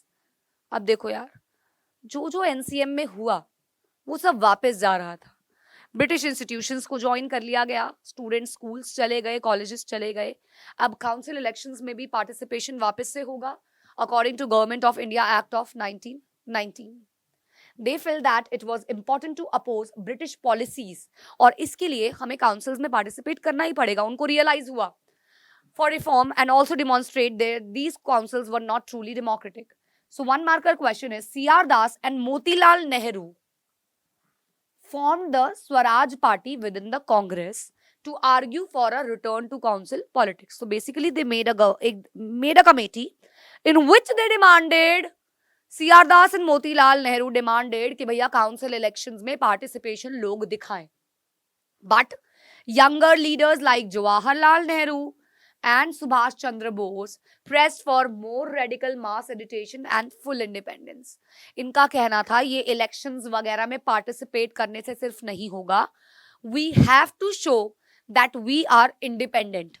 Full independence. पूर्ण स्वराज घोषित करना पड़ेगा. सिर्फ स्वराज से नहीं होगा, पूर्ण स्वराज. पूर्ण Swaraj is full independent. In such a situation of internal debate and dissension, two factors again shaped Indian politics towards the late 1920s. The first was the effect of the worldwide economic depression, और उसी समय हर एक history के chapter में तो आप इसके बारे में पढ़ते ही हैं, और वो है वर्ल्ड वाइड इकोनॉमिक डिप्रेशन, यानी कि 1930s में जो आया, कोलैप्स हो गया था सब कुछ ही. एग्रीकल्चर प्राइसेस गिरने लगे, 1930 तक सब खत्म हो गया. As the demand for agriculture goods failed and export decline, peasants को बहुत ही मुश्किल हो रहा था अपना रेवेन्यू एकत्रित करना, लोगों को रेवेन्यू देना, ब्रिटिशर्स को रेवेन्यू देना, क्योंकि इनकम नहीं हो रही है ना. Against this background the new, अच्छा अब आता है, इसी के चलते अब आता है साइमन कमीशन। हाँ, अब आता है Simon commission. So against this background what was Simon commission?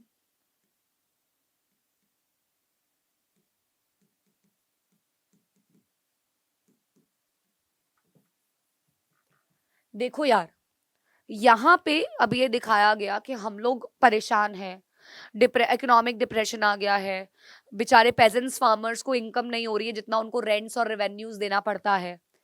इस सब में इंडियंस परेशान है, और इस चीज का फायदा उठाया ब्रिटिश सरकार ने, और टॉरी गवर्नमेंट, नई टॉरी गवर्नमेंट, वन मार्कर है, ब्रिटेन में स्टैट्यूटरी कमीशन बनाई, जिसके लीडर थे सर जॉन साइमन, जहां पे इन्होंने कहा इंडिया जाओ, टॉरी गवर्नमेंट ब्रिटेन की है, इंडिया जाओ और इंडिया का संविधान बनाओ, कॉन्स्टिट्यूशन बनाओ। हिम्मत देख रहे हो इन लोगों की, सारे गोरे लोग मिलके हमारे देश का संविधान बनाने आ रहे हैं सर जॉन साइमन के अंडर।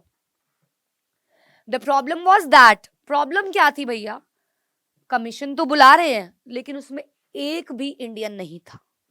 मतलब होता है ना कि एक तो इंडियन हो जो इंडिया के बारे में बताए भैया ये नहीं चलेगा, ये चल जाएगा, एक भी इंडियन नहीं था, सारे के सारे ब्रिटिशर्स थे।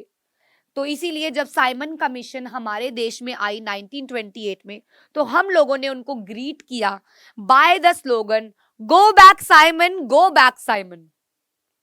नारे लगाए हम लोगों ने go back Simon, go back Simon, because गुस्सा था यार कि संविधान बनाने आ रहे हो और हम लोगों से ही नहीं पूछ रहे हो यार।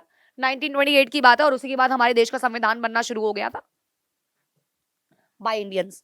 All parties including the Congress, Congress थी, मुस्लिम लीग थी, पार्टिसिपेटेड इन द डिमॉन्स्ट्रेशन। सब इस टाइम तो हिंदू मुस्लिम सब भूल गए और हर एक लोग साइमन कमीशन के अगेंस्ट खड़े हो गए in an effort to win them over. The viceroy Lord Irwin announced in October 1929 a vague offer of dominion status for India, an unspecified future, and a roundtable conference to discuss the future constitution.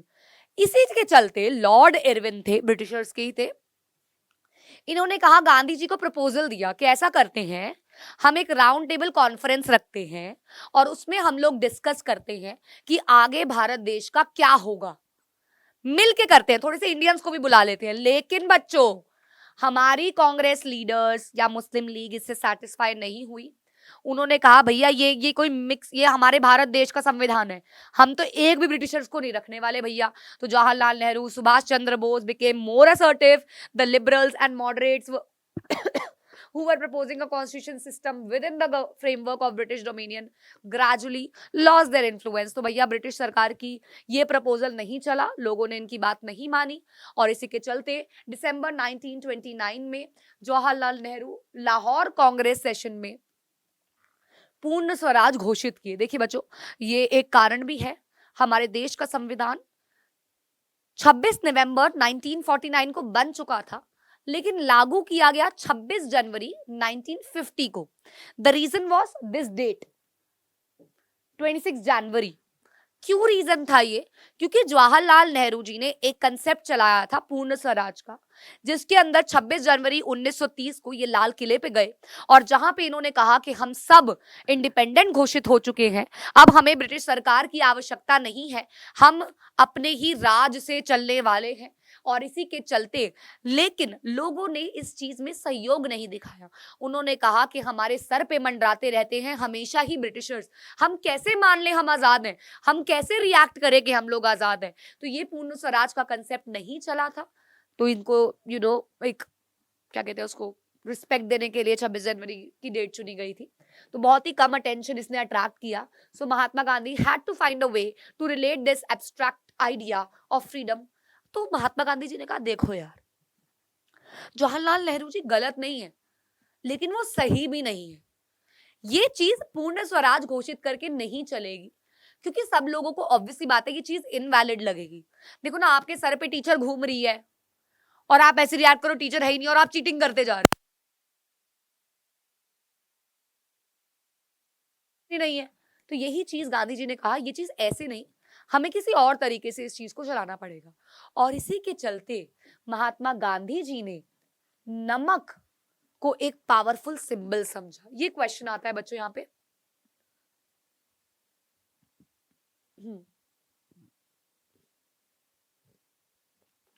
कि Mahatma Gandhi found in salt a powerful symbol that could unite the nation. How, या explain.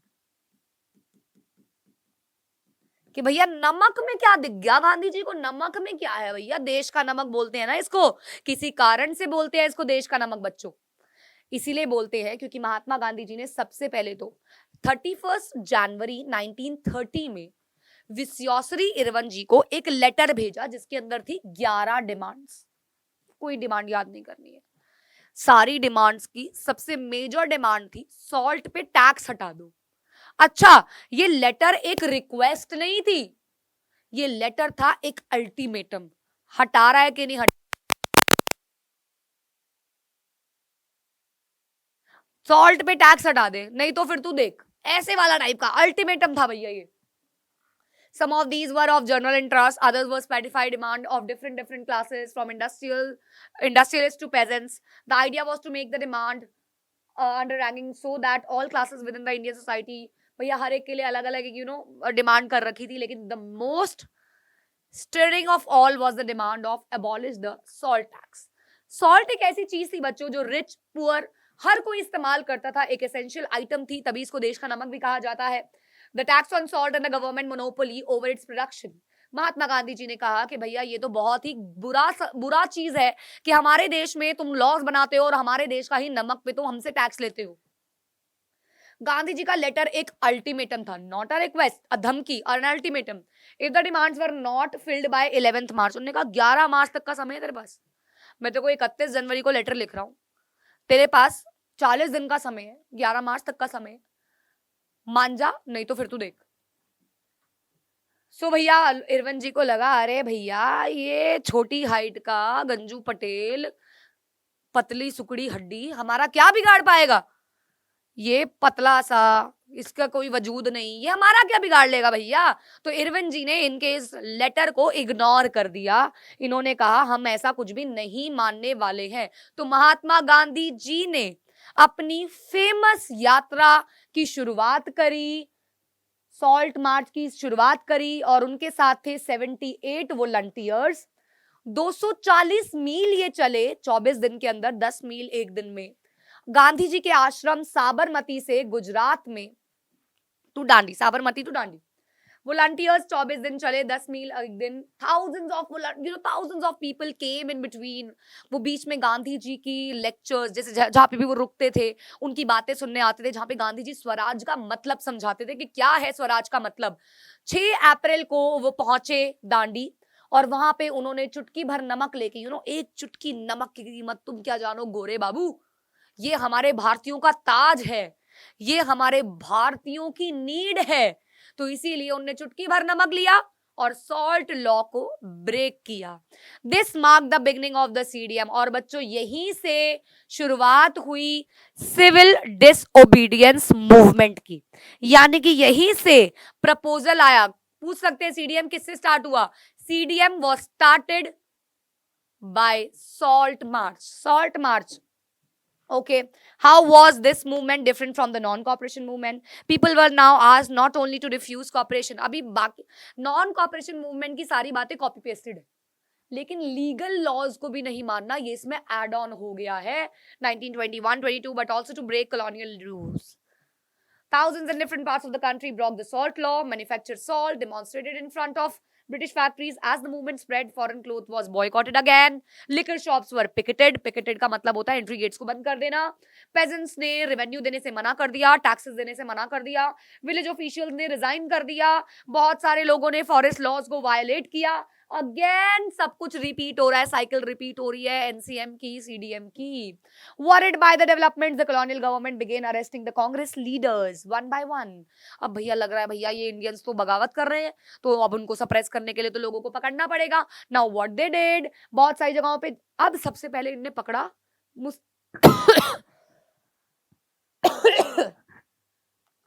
मुस्लिम league के Abdul Gruffudd Khan को, जो कि महात्मा गांधी के एक disciple थे, उनके साथ रहने वाले थे, उनको जब अरेस्ट किया गया अप्रैल में, तो भैया बहुत सारे लोग जो थे वो रास्तों पे उतर आए और वहां पे ओपन फायर अगेन चल रही है। अ मंथ लेटर जब महात्मा गांधी जी को अरेस्ट किया गया, सोचो, गांधी जी को अरेस्ट किया गया। Industrial workers in Sholapur attacked police post, municipal buildings, law courts, railway stations. भैया ब्रिटिश रूल को तबाह करने के लिए ब्रिटिशर्स इंडियंस चल पड़े। A frightened government responded with a policy of brutal repression. भैया अब आगे से फिर यहाँ से इंडियंस जा रहे हैं, यहाँ से ब्रिटिशर्स का प्रहार आ रहा है। पीसफुल सत्याग्रहीज वर अटैक्ड, विमेन हो, बच्चे हो, उनको मारा गया। 1 लाख लोगों को अरेस्ट किया गया। इन सच सिचुएशन महात्मा गांधी जी को सीडीएम भी वापस लेनी पड़ी and entered into a pact with Irwin, और लॉर्ड इरविन की बात मान ली 5 मार्च 1931 में, जहां पे गांधी इरविन पैक्ट साइन किया गया और उन्होंने कहा ठीक है, मैं तुम्हारे उस राउंड टेबल कॉन्फ्रेंस जो लंदन में होने वाली है अटेंड करने को तैयार हूं, इसके बदले तुम्हें सारे लोकल लीडर जिनको भी तुमने अरेस्ट किया है तुम्हें रिहा करना पड़ेगा। तो गवर्नमेंट ने कहा ठीक है, हम आपके सारे पॉलिटिकल प्रिजनर्स को रिहा कर देंगे, आप चलो। दिसंबर 1931 में गांधी जी लंदन गए। कुछ नहीं हुआ वहां पे, वो सब एक जाल था जो बिछाया गया था, कुछ नहीं हुआ। वो एकदम निराश होके वापस आए। बैक इन इंडिया उन्होंने देखा भैया गवर्नमेंट ने तो क्या कर दिया है, जो लोग बाहर थे उनको भी जेल में डाल दिया है। जेल से निकालना था, उल्टा जो बाहर थे उनको भी जेल में डाल दिया है। गफर खान, जवाहरलाल नेहरू, ये भी जेल में चले गए हैं। और इसी के चलते दोबारा से महात्मा गांधी जी ने सिविल डिसोबीडियंस मूवमेंट को रीलॉन्च किया। लेकिन बच्चों, कोई भी चीज जब दोबारा आती है ना, इतना सीरियस नहीं लेते हैं लोग, समझ रहे हैं आप? जब भी कोई चीज दोबारा आती है उसको इतना सीरियस नहीं लिया जाता है। वो अपना मोमेंटम, अपना एक वजूद खो चुकी थी सीडीएम मूवमेंट। ये सबसे बड़ा कारण था, क्योंकि जब सेकंड टाइम आई तो लोगों ने इतना इंटरेस्ट इसके अंदर नहीं दिखाया। अब इसके बाद आता है कि कैसे अलग अलग लोगों ने इस मूवमेंट को देखा, और ये क्वेश्चन एग्जाम में भी आ जाता है। मैंने इसको क्वेश्चन आंसर फॉर्म में भी लगाया है और मैं बहुत इजी मैनर में आपको पहले समझा रही हूँ, फिर हम एक एक एनसीईआरटी की लाइन पढ़ रहे हैं। देखिए बच्चों, रिच पेजेंट्स थे, पुअर पेजेंट्स थे, विमेन थी, विमेन सेक्शन था, इंडस्ट्रियल वर्किंग क्लास थी, बिजनेस क्लास थी। सो बेसिकली अगर देखा जाए तो 5 पॉइंट्स बनते हैं, 1 2 3 4 5। ये दोनों एक ही पॉइंट के पार्ट है वैसे, रिच पेजेंट्स और पुअर पेजेंट, लेकिन इनकी डिमांड अलग थी। देखो बच्चों, रिच पेजेंट जो थे वो मांग रहे थे रेवेन्यू रिडक्शन। अब आपको सब में बताएंगे कि पहले उन्होंने एग्रेसिवली पार्टिसिपेट किया, लेकिन जब सेकंड टाइम आई तो नहीं किया। क्यों नहीं किया, हर एक मूवमेंट में बताएंगे कि पहले सबने किया, सेकंड टाइम पे क्यों सब लोग पीछे हट गए। पुअर पेजेंट्स की डिमांड थी रेंट्स एंड रेवेन्यू रिडक्शन, दोनों चीजें, क्योंकि यार पुअर पेजेंट्स के पास अपनी जमीन भी नहीं होती। बिजनेस क्लास की डिमांड थी ट्रेड भैया एकदम फ्री रहे, कोई टैक्सेस ना लगे। इंडस्ट्रियल वर्किंग क्लास की डिमांड क्या थी, लेबर लॉज बढ़िया हो जाए। विमेन की डिमांड क्या थी, उनको इक्वल स्टेटस मिले। ठीक है, ये सारी इनकी डिमांड्स थी। अब आगे चलते हैं। How participants saw the movement, यानी कि यहाँ पे हम एक एक करके आप पढ़ने वाले हैं कि कैसे लोगों ने इसको देखा, कैसे अलग अलग ग्रुप ऑफ सेक्शंस ने इसको देखा। तो सबसे पहले आएगा बच्चों, the poor pageantry were not just interested in the lowering of revenue demand, many of them were small tenants cultivating land they had rented from the landlords. So basically सबसे पहले तो जो लार्ज फार्मर्स थे यानी कि rich peasants थे of Patidars of Gujarat and Jats of Uttar Pradesh were active in the movement. शुरुआत में तो वो लोग काफी एक्टिव थे। Being producers of commercial crop, ये सेकंड पैराग्राफ है, यहाँ पे सीधा थर्ड दे दिया गलती से। तो being producers of commercial crops, वो लोग काफी ज्यादा हिट हुए जब ग्रेट डिप्रेशन आया, एंड उनको बहुत डिफिकल्ट हो रहा था सरकार को रेवेन्यू देना।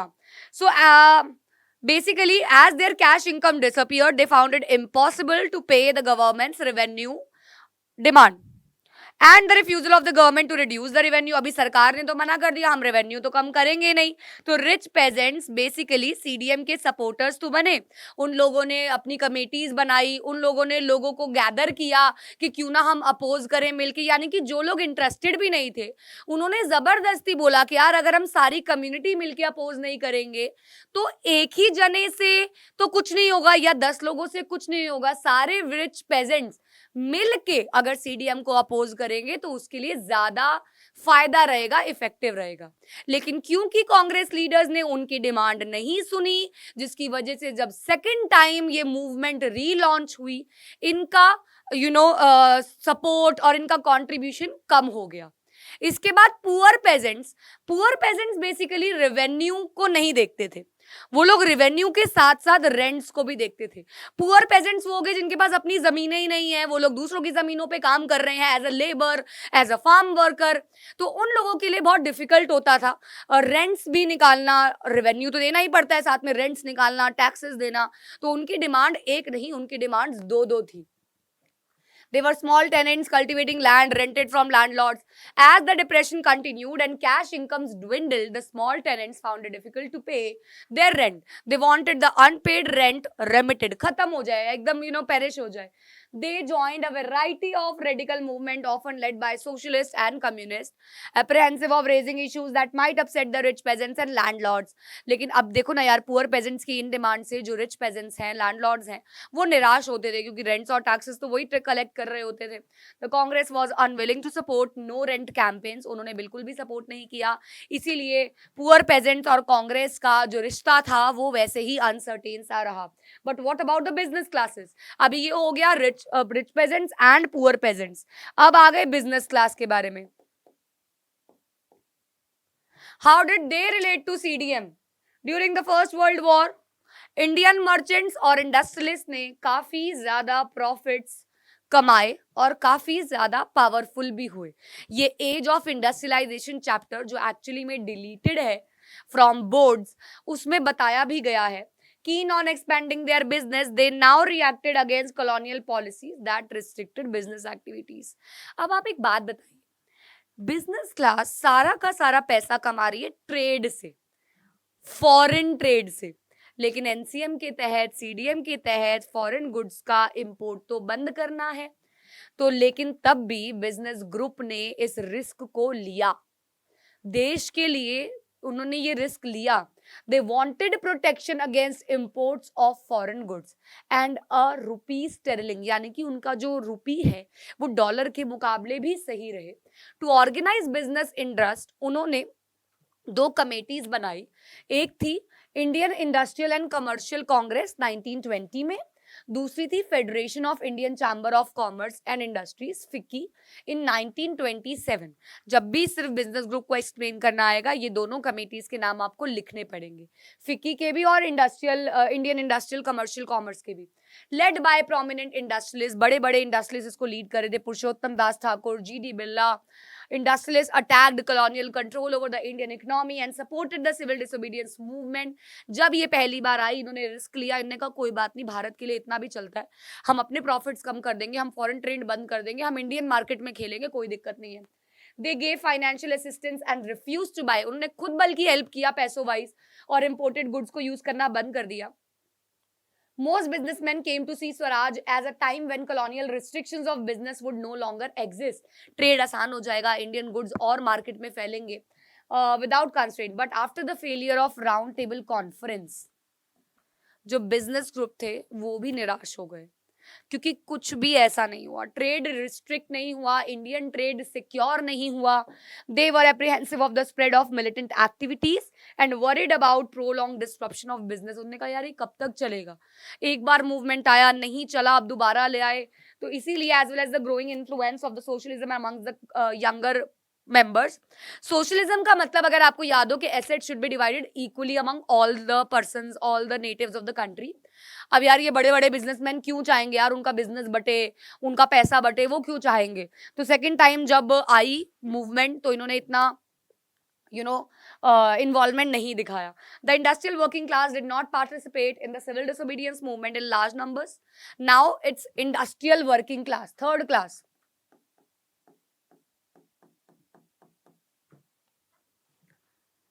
Civil disobedience movement in large numbers except the Nagpur region. वहां के जो इंडस्ट्रियलिस्ट थे वो बढ़ चढ़ के आगे आए and they participated. But in spite of that some workers did participated in the CDM, selectively adopting some of the ideas of the Gandhian programme. तो कुछ कुछ चीजें इन्होंने अडॉप्ट करी, जैसे कि फॉरेन गुड्स को बॉयकॉट करना as part of their own movements against low wages and poor working conditions. तो वहां के वर्कर्स भी लड़ रहे थे पुअर वर्किंग कंडीशंस के अगेंस्ट, लो पेड वेजेस के against. They gave financial assistance and refuse to buy और sell imported goods. Again repeated. Okay. So another important feature of the CDM was the large scale participation of women. तो industrial workers का थोड़ा सा ही contribution था बस.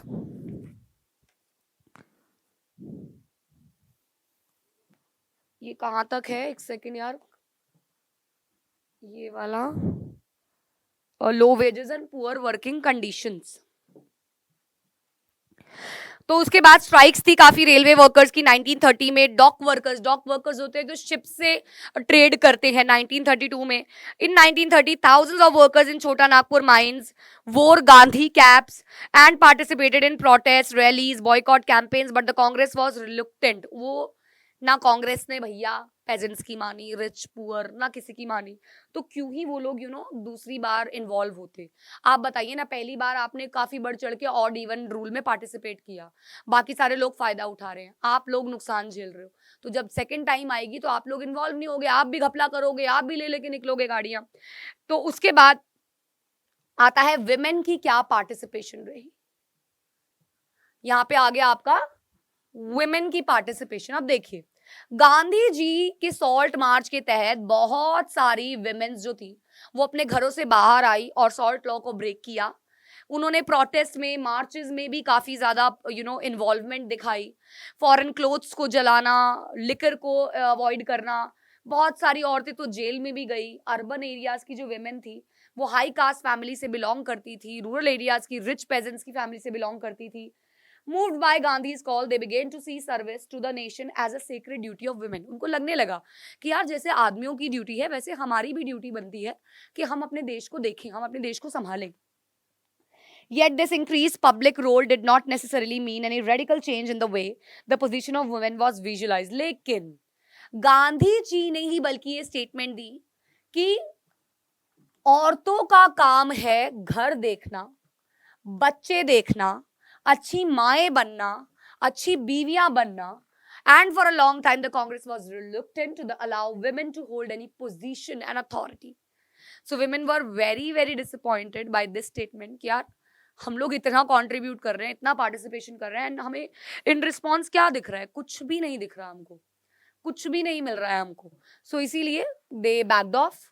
And this is how एक question आता है एग्जाम में. आपको अभी यहाँ पे हो सकता है थोड़ा ब्लर दिख रहा हो, बट पीपीटी आपके हाथ में आ जाएगी. व्हाइट बैकग्राउंड पे है, पिक्चर है ऊपर से, कि भैया डिफरेंट सोशल ग्रुप ने सीडीएम को क्या लिया. तो रिच पेजेंट्स ने क्या लिया, Patidars of Gujarat and Jats of Uttar Pradesh जो थे वो कमर्शियल क्रॉप्स उगाते थे, और जब ट्रेड डिप्रेशन आया तो दे गेट अफेक्टेड. एंड वो लोग उस पोजीशन में ही नहीं थे कि गवर्नमेंट को रेवेन्यू दे पाए. दैट्स वाई उन्होंने रेवेन्यू रिडक्शन की डिमांड करी. वही पुअर पेजेंट्री जो थी उन्होंने भी ज्वाइन किया मूवमेंट को. दे एक्चुअली वांटेड रेंट्स और revenue reduction. Business class imports के लिए प्रोटेक्शन चाहते थे, इसीलिए उन्होंने दो चीजें बनाई, इंडस्ट्रियल एंड कॉमर्स कांग्रेस, साथ ही साथ फिक्की. एंड उन्होंने रिफ्यूज टू सेल और buy imported goods. Now workers, industrial workers ने क्या किया, उन्होंने भी पार्टिसिपेशन दिखाया लेकिन थोड़े लो नंबर में. And they were actually fighting for living conditions, wages. And women ने पार्टिसिपेशन दिखाया प्रोटेस्ट एंड ऑल करके. रिच पेजेंट्स की औरतें बाहर आई, अर्बन एरियाज में हाई क्लास विमेन बाहर आई. Now the limits of CDM इस थर्ड टॉपिक का last topic, the limits of CDM. Limitations, limits of CDM क्या हो गई बेटा, इसके अंदर दो ग्रुप्स हो गए. एक तो हो गए दलित्स.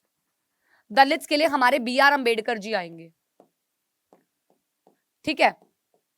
ये डिमांड करेंगे एससी, एसटी, ओबीसी के लिए अधिकार. वही मुस्लिम लीग आएगी जिसके अंदर ये लोग डिमांड करेंगे मुस्लिम्स के लिए सेपरेट इलेक्टोरेट. तो they are fighting for the lower section and they are fighting for their religion. So now what happened? Not all the social groups were moved by the abstract concept of Swaraj. एक ऐसा ही group था जिसका नाम था untouchables, who were from around the 1930s had begun to call themselves Dalit or oppressed classes. यहीं से शुरुआत होती है बच्चों, जिसके लिए आज आप लोग रोते हो कि क्यों है इनके पास ये रिजर्व सीट्स, क्यों इनको परसेंटेज कम परसेंटेज में भी कॉलेज मिल जाते हैं। हम लोग जनरल्स क्यों परेशान है, क्योंकि बच्चों एक ऐसा समय था जब हम जनरल्स ने SC ST OBCs के लिए बहुत भेदभाव किए, उनको चूड़ा चमार कहा, उनको गंदा फील कराया। We were the reason. हम लोग अगर ऐसा कभी ना करते तो आज ये चीज ना हुई होती। हम लोगों ने उनके साथ गलत किया कि ये जाति ही ऐसी है, इसको यही काम करना है। No, we are all humans. There is no depressed, oppressed, Dalits, lower societies, lower sections. We made all this. So for them BR Ambedkar ji ने ये क्वेश्चन उठाया। For long the Congress had ignored the Dalits for fear of offending the Sanatanis. तो बहुत समय तक सरकार ने ना इनको लोअर सेक्शन को इग्नोर किया, क्योंकि उनको डर था भैया अगर हम इनके हित में बोलेंगे तो ये सनातन धर्म के लोग उठ के आ जाएंगे कि हाय हाय ये तो भैया अछूत है, इसको तुमने क्यों हाथ लगा दिया, छी छी, हाय हाय गंगा जल छिड़को, etcetera etcetera. High caste Hindu से डरते थे ये लोग। But Mahatma Gandhi declared that Swaraj would not come for 100 years अगर अनटचेबिलिटी नहीं हटाई। देखिए गांधी जी भी ये बातें समझते थे, ये भी इनके लिए कुछ ना कुछ करते थे, बस उनका तरीका अलग था। उन्होंने कहा अगर अनटचेबिलिटी खत्म नहीं करोगे तो स्वराज नहीं आएगा, सेल्फ रूल नहीं आएगा, क्योंकि यहाँ पे तुम लोग उन अनटचेबल्स के लिए ऐसे बिहेव कर रहे हो जैसे तुम्हारे लिए Britishers, you are being dominant to them. He called the untouchables Harijan, यानी कि भगवान के बच्चे। Organized Satyagraha to secure them entry into temples, public wells, tanks, roads, schools। उन्होंने खुद बल्कि टॉयलेट साफ किए ये दिखाने के लिए कि कोई भी काम किसी के लिए फिक्स नहीं होता और छोटा बड़ा भी नहीं होता है। अपर कास्ट को अपने दिल चेंज करने के लिए, अपना दिमाग चेंज करने के लिए उनके प्रति भाषण वगैरह दिए। But many Dalit leaders were keen on a different political situation. लेकिन बहुत सारे दलित लीडर्स ऐसे थे जो कुछ अलग ही सोचे बैठे हुए थे पॉलिटिकल लेवल पे of the community. They began organizing themselves, demanding reserve seats in educational institutions and separate electorate that would choose Dalit members for legislative councils. बेटा दो टाइप होते हैं, एक तो होता है सेपरेट इलेक्टोरेट, एक होता है रिजर्व सीट्स। दोनों में क्या फर्क है बच्चों? सेपरेट इलेक्टोरेट का मतलब होता है कि अगर एक पोजीशन, एक चेयर पे दलित खड़ा हुआ है तो उसको वोट्स भी दलित कम्युनिटी ही करेगी, दलित के लोग ही करेंगे। रिजर्व सीट्स में एक पर्टिकुलर सीट रिजर्व तो SC ST OBC के लिए होती है, यानी कि दलित्स के लिए होती है, लेकिन इनको वोट दलित्स और जनरल कैटेगरी मिल के करेगी। ये डिफरेंस होता है सेपरेट इलेक्टोरेट और रिजर्व सीट्स में। तो डिमांड की जा रही थी सेपरेट इलेक्टोरेट की कि रिजर्व सीट्स भी तो साथ साथ उनको वोट भी सारे कौन करेंगे? दलित ही करेंगे, तभी ये प्रॉब्लम सॉल्व होगी। लेकिन गांधी जी का कहना था कि आप फ्यूचर नहीं सोच रहे हो क्या? आज आप ऐसा कर दोगे तो ये भारत देश अपर कास्ट और लोअर कास्ट में बट जाएगा। अपर कास्ट अपनी सरकार चला रहे हैं, लोअर कास्ट अपनी चला रहे हैं, और बट जाएगा सरकार देश। Dalit participation in the CDM was therefore limited, particularly in the Maharashtra and Nagpur region where their organization was quite strong. BR Ambedkar, who organized the Dalits into depressed classes association, clashed with Mahatma Gandhi in the second round table conference by demanding separate electorate for Dalits. तो भैया BR Ambedkar और गांधी जी के बीच में छिड़ गई भैया एक लड़ाई कि वो चाह रहे थे कि सेपरेट इलेक्टोरेट हो, लेकिन गांधी जी नहीं मान रहे थे। जब ब्रिटिश सरकार ने अम्बेडकर डिमांड को देखा, Gandhi ji began a fast unto death. British सरकार ने कहा ठीक है, उनको तो पता था यार बंटवारा करने में मजा आता है, उनको तो डिवाइड एंड रूल की गेम सबसे ज्यादा पसंद थी। तो उन्होंने कहा अम्बेडकर जी को कि भैया ठीक है, आपकी बात सही है, सेपरेट इलेक्टोरेट कर देते हैं। गांधी जी ने कहा मैं जब तक नहीं मरूंगा मैं भूखा रहूंगा, अगर ये बात मानी गई तो मैं तो भूख हड़ताल पे जा रहा हूँ। He believed that separate electorate अगर दलित्स के लिए आ गए तो प्रोसेस ऑफ इंटीग्रेशन और स्लो और मुश्किल हो जाएगा। अंबेडकर ने फाइनली गांधी जी की बात मानी और साइन हुआ Poona pact of September 1932. What was Poona pact? Poona pact के तहत डिप्रेस्ड क्लासेस को, जिनको बाद में जाके शेड्यूल कास्ट कहा गया, रिजर्व सीट्स मिल गई. तभी आज बोला जाता है 1/3 seats are reserve for SC STs एंड OBCs in provincial and central legislative councils, but they were to be voted by the general electorate. तो reserve seats वाला चीज मिला इनको. The Dalit movement, however, continued to be apprehensive for the Congress lead national movement. तो basically ये बात Poona pact के अंदर मान ली गई कि ठीक है, हम रिजर्व्ड सीट्स दे देते हैं लेकिन हम सेपरेट इलेक्टोरेट नहीं देंगे. अब जब दलित्स की ये बात मान ली गई तो मुस्लिम्स भी सामने आए. मुस्लिम्स ने कहा हमारे साथ भी रिलीजियस मैनर पे बहुत भेदभाव होता है, हम लोग भी लेस इन नंबर हैं, हमें भी कोई पॉलिटिकल पॉलिटिकल जगह नहीं मिली है, हमें भी कभी लीडर नहीं बनाया गया. तो कुछ Muslim political organisations in India were also lukewarm in the response to CDM. After the decline of the NCM and a large section of Muslim feel alienated. उनको लगा यार हम लोग अलग हैं, हम लोगों को हिंदूज कुछ नहीं समझ रहे हैं. From the mid-1920s, the Congress came to be more visibly associated with openly Hindu religious nationalist group, जैसे कि हिंदू महासभा. दिखता था यार कि सरकार हिंदूज को ही देख रही है, मुस्लिम्स को नहीं इतना प्रायोरिटी पे रखा जा रहा है. इसीलिए हिंदूज और मुस्लिम्स के बीच का जो रिश्ता था वो धीरे धीरे और खराब होता गया. इसमें बहुत बड़ा कंट्रीब्यूशन ब्रिटिशर्स का भी था. Each community organise religious processions with militant fervor, provoking Hindu-Muslim communal clashes and riots in various cities. Every riot deepened the distance between the two communities. हर एक लड़ाई, हर एक लॉ, हर एक बात और रिश्ता खराब करी चली जा रही थी हिंदूज और मुस्लिम्स के बीच, और सब कुछ ब्रिटिशर्स के द्वारा कराया जा रहा था. The Congress and the Muslim League made efforts to renegotiate an alliance, and in 1927 it appeared that such a unity could be forged. लगा यार, मतलब मुस्लिम्स ने ना खुद ही कदम उठाया, ठीक है यार हम लोग ना मर्ज हो जाते हैं, हम लोग मिलके करते हैं, हमें भी आप ऐसा करो, सेपरेट इलेक्टोरेट नहीं चाहिए हमको भी, हमें भी रिजर्व सीट्स दे दो, बस इतना तो अलाउंस दो, इतना तो हमें भी करो. The important differences were over the question of the representation of in the future assembly that were to be elected. Muhammad Ali Jinnah, one of the leaders of the Muslim League, was willing to give up the demand for. उन्होंने कहा ठीक है, बहुत समझदार थे यार. Mohammad Ali and Shaukat Ali, the two Ali brothers, were very very intelligent, and यही दोनों थे जो गांधी जी के साथ मिलके इंडिया को यूनाइट करना चाहते थे, हिंदू मुस्लिम्स को यूनाइट करना चाहते थे. तो उन्होंने कहा ठीक है हमें सेपरेट. उनने खुद ही डिमांड छोड़ दी, डिमांड की नहीं. उन्होंने कहा लेकिन if Muslims were assured reserve seats in the central assembly and representation in proportion of population in the Muslim dominate provinces, Bengal, Punjab. So basically what they demanded भैया कि हमें एटलीस्ट रिजर्व सीट्स दे दो, कम से कम इतना कर दो, और जो एरियाज में मुस्लिम ज्यादा हैं वो एरियाज हमको दे दो. Negotiations over the question of the representation continued, but all hope for resolving the issue at the All Parties Conference in 1928 disappeared when M.R. Jakar of the Hindu Mahasabha strongly opposed. उन्होंने कहा ये तो हमारे हिंदुस्तान में नहीं होने वाला है, हम लोग मुस्लिम्स को रिजर्व सीट्स नहीं देंगे. When the CDM movement started, there was thus an atmosphere of suspicion and distrust. तभी यार मुस्लिम वालों को लगा नहीं, ये लोग तो विश्वास ही नहीं करने के लिए राजी, हम लोगों ने एक स्टेप आगे किया है लेकिन ये लोग नहीं मान रहे हैं. Alienated from the Congress, large sections of Muslims could not respond to the call of united struggle. Many Muslim leaders and intellectuals expressed their concern about the status of Muslims as a minority.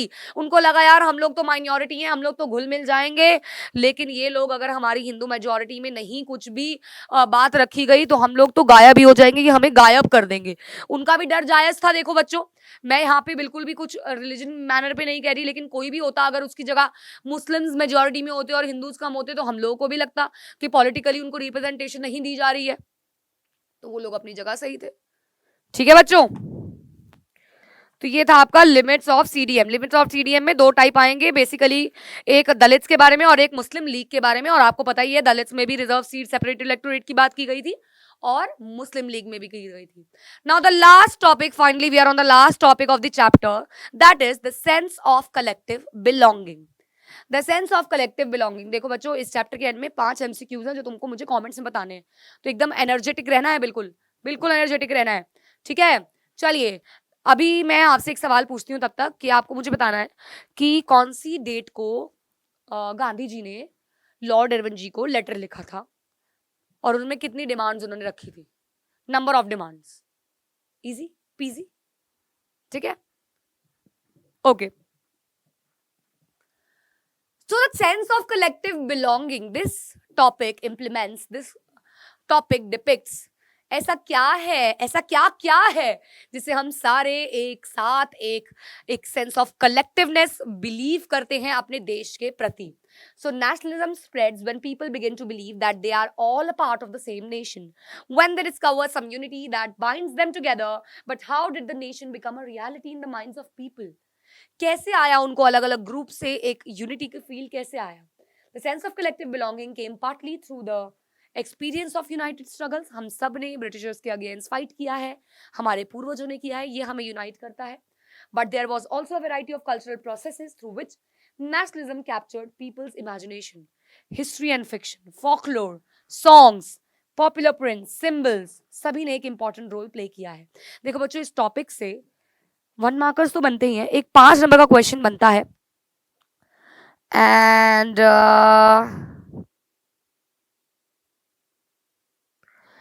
ये question बनता है, ये NCERT में देख रही थी, शायद है तो नहीं, कि कैसे सेंस ऑफ कलेक्टिवनेस फील हुई इंडियंस के बीच में. इसके 5 पॉइंट्स आते हैं, वो 5 पॉइंट्स का आंसर भी मैं तुमको अभी दूंगी यहाँ पे. तो सबसे पहले, the identity of the nation as you know is most often symbolized in a form of image. Yes, आपने नेशनलिज्म इन यूरोप में 2 फीमेल एलिगोरीज के बारे में पढ़ा है. फ्रांस की मेरियन, जर्मनी की जर्मेनिया. हमारे हिंदुस्तान की एलिगोरी है भारत माता.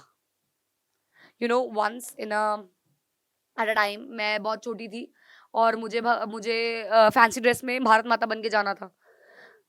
मैं स्कूल टाइम में जब ये मतलब मैं बड़ा एक फनी इंसिडेंस बताने वाली हूँ मैं आप लोगों को, कि मैं जब छोटी थी तो मुझे स्कूल में बोला कि फैंसी ड्रेस में भारत माता बन के आना है.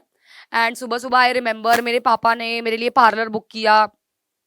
जब मैं छोटी थी पापा एकदम मेरे को एकदम ऐसे रखते थे, कब जब मैं छोटी थी बहुत. तो पार्लर बुक किया मेरे लिए और वहाँ पे सुबह सुबह मतलब मैं तैयार हुई, प्रॉपर मेकअप, यू नो, नकली बाल, मुकुट, दैट साड़ी, दैट भारत माता की इमेज प्रॉपरली बनी मैं. और ना मैं ऐसे चौड़ी हो रही कि मैं मतलब I genuinely believe that that time Bharat माता इज अ भगवान.